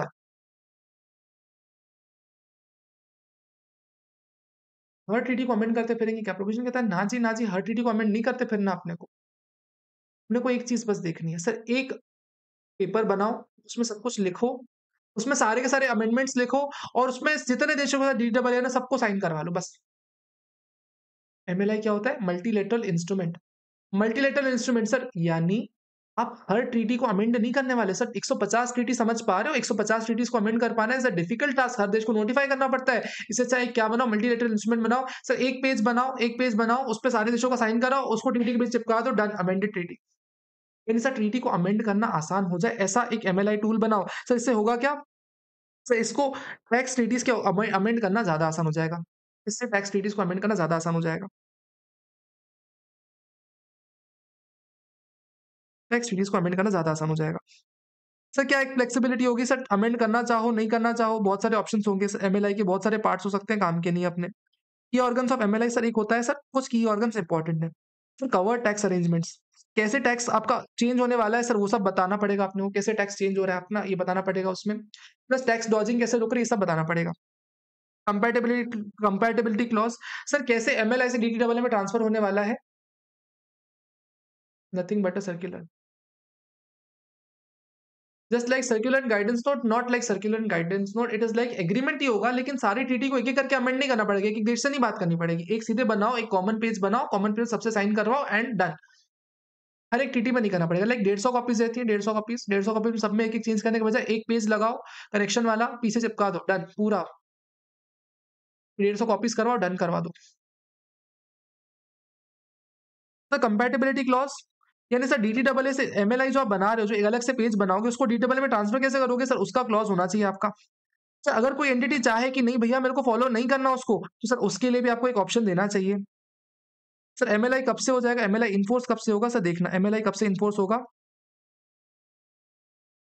सर एमएलआई का इन्फोर्स कब से होगा? सर ये डेट कम इंपॉर्टेंट है, ये ऑर्गन्स भी कम इंपॉर्टेंट है, आप इसको चाहो तो इग्नोर कर सकते हो।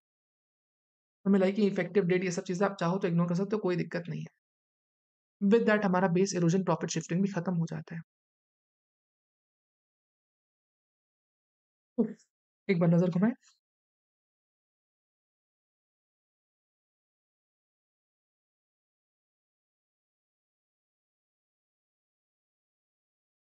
मतलब मुझे लग रहा है कि जिस स्टेज पे आ गए हैं तो अब डाउट तो क्या ही होंगे आपके पास।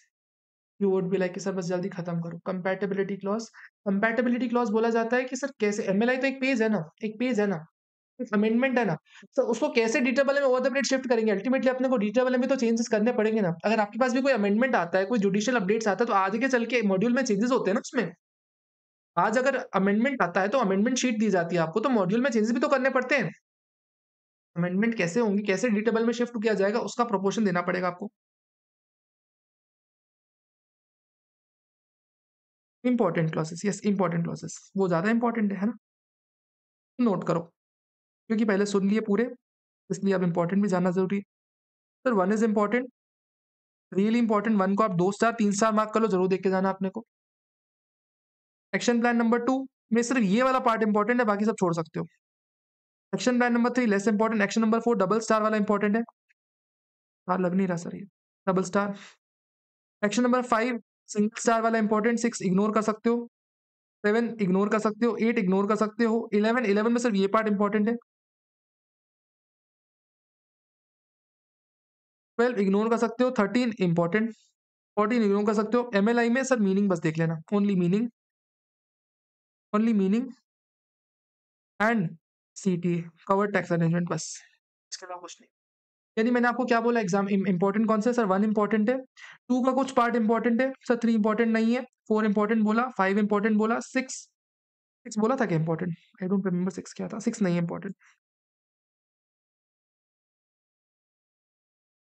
6 भी देख लो यार इंपॉर्टेंट, 6 में भी एक बार नजर घुमा लेना यार, एग्जाम में कई बार ये दिमाग खराब करता है 6 पॉइंट।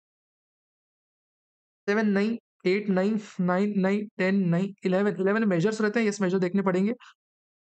12 13 14 नहीं देखना सर, 15 देखना है फिर, बस ये 1 2 4 5 6 11 13।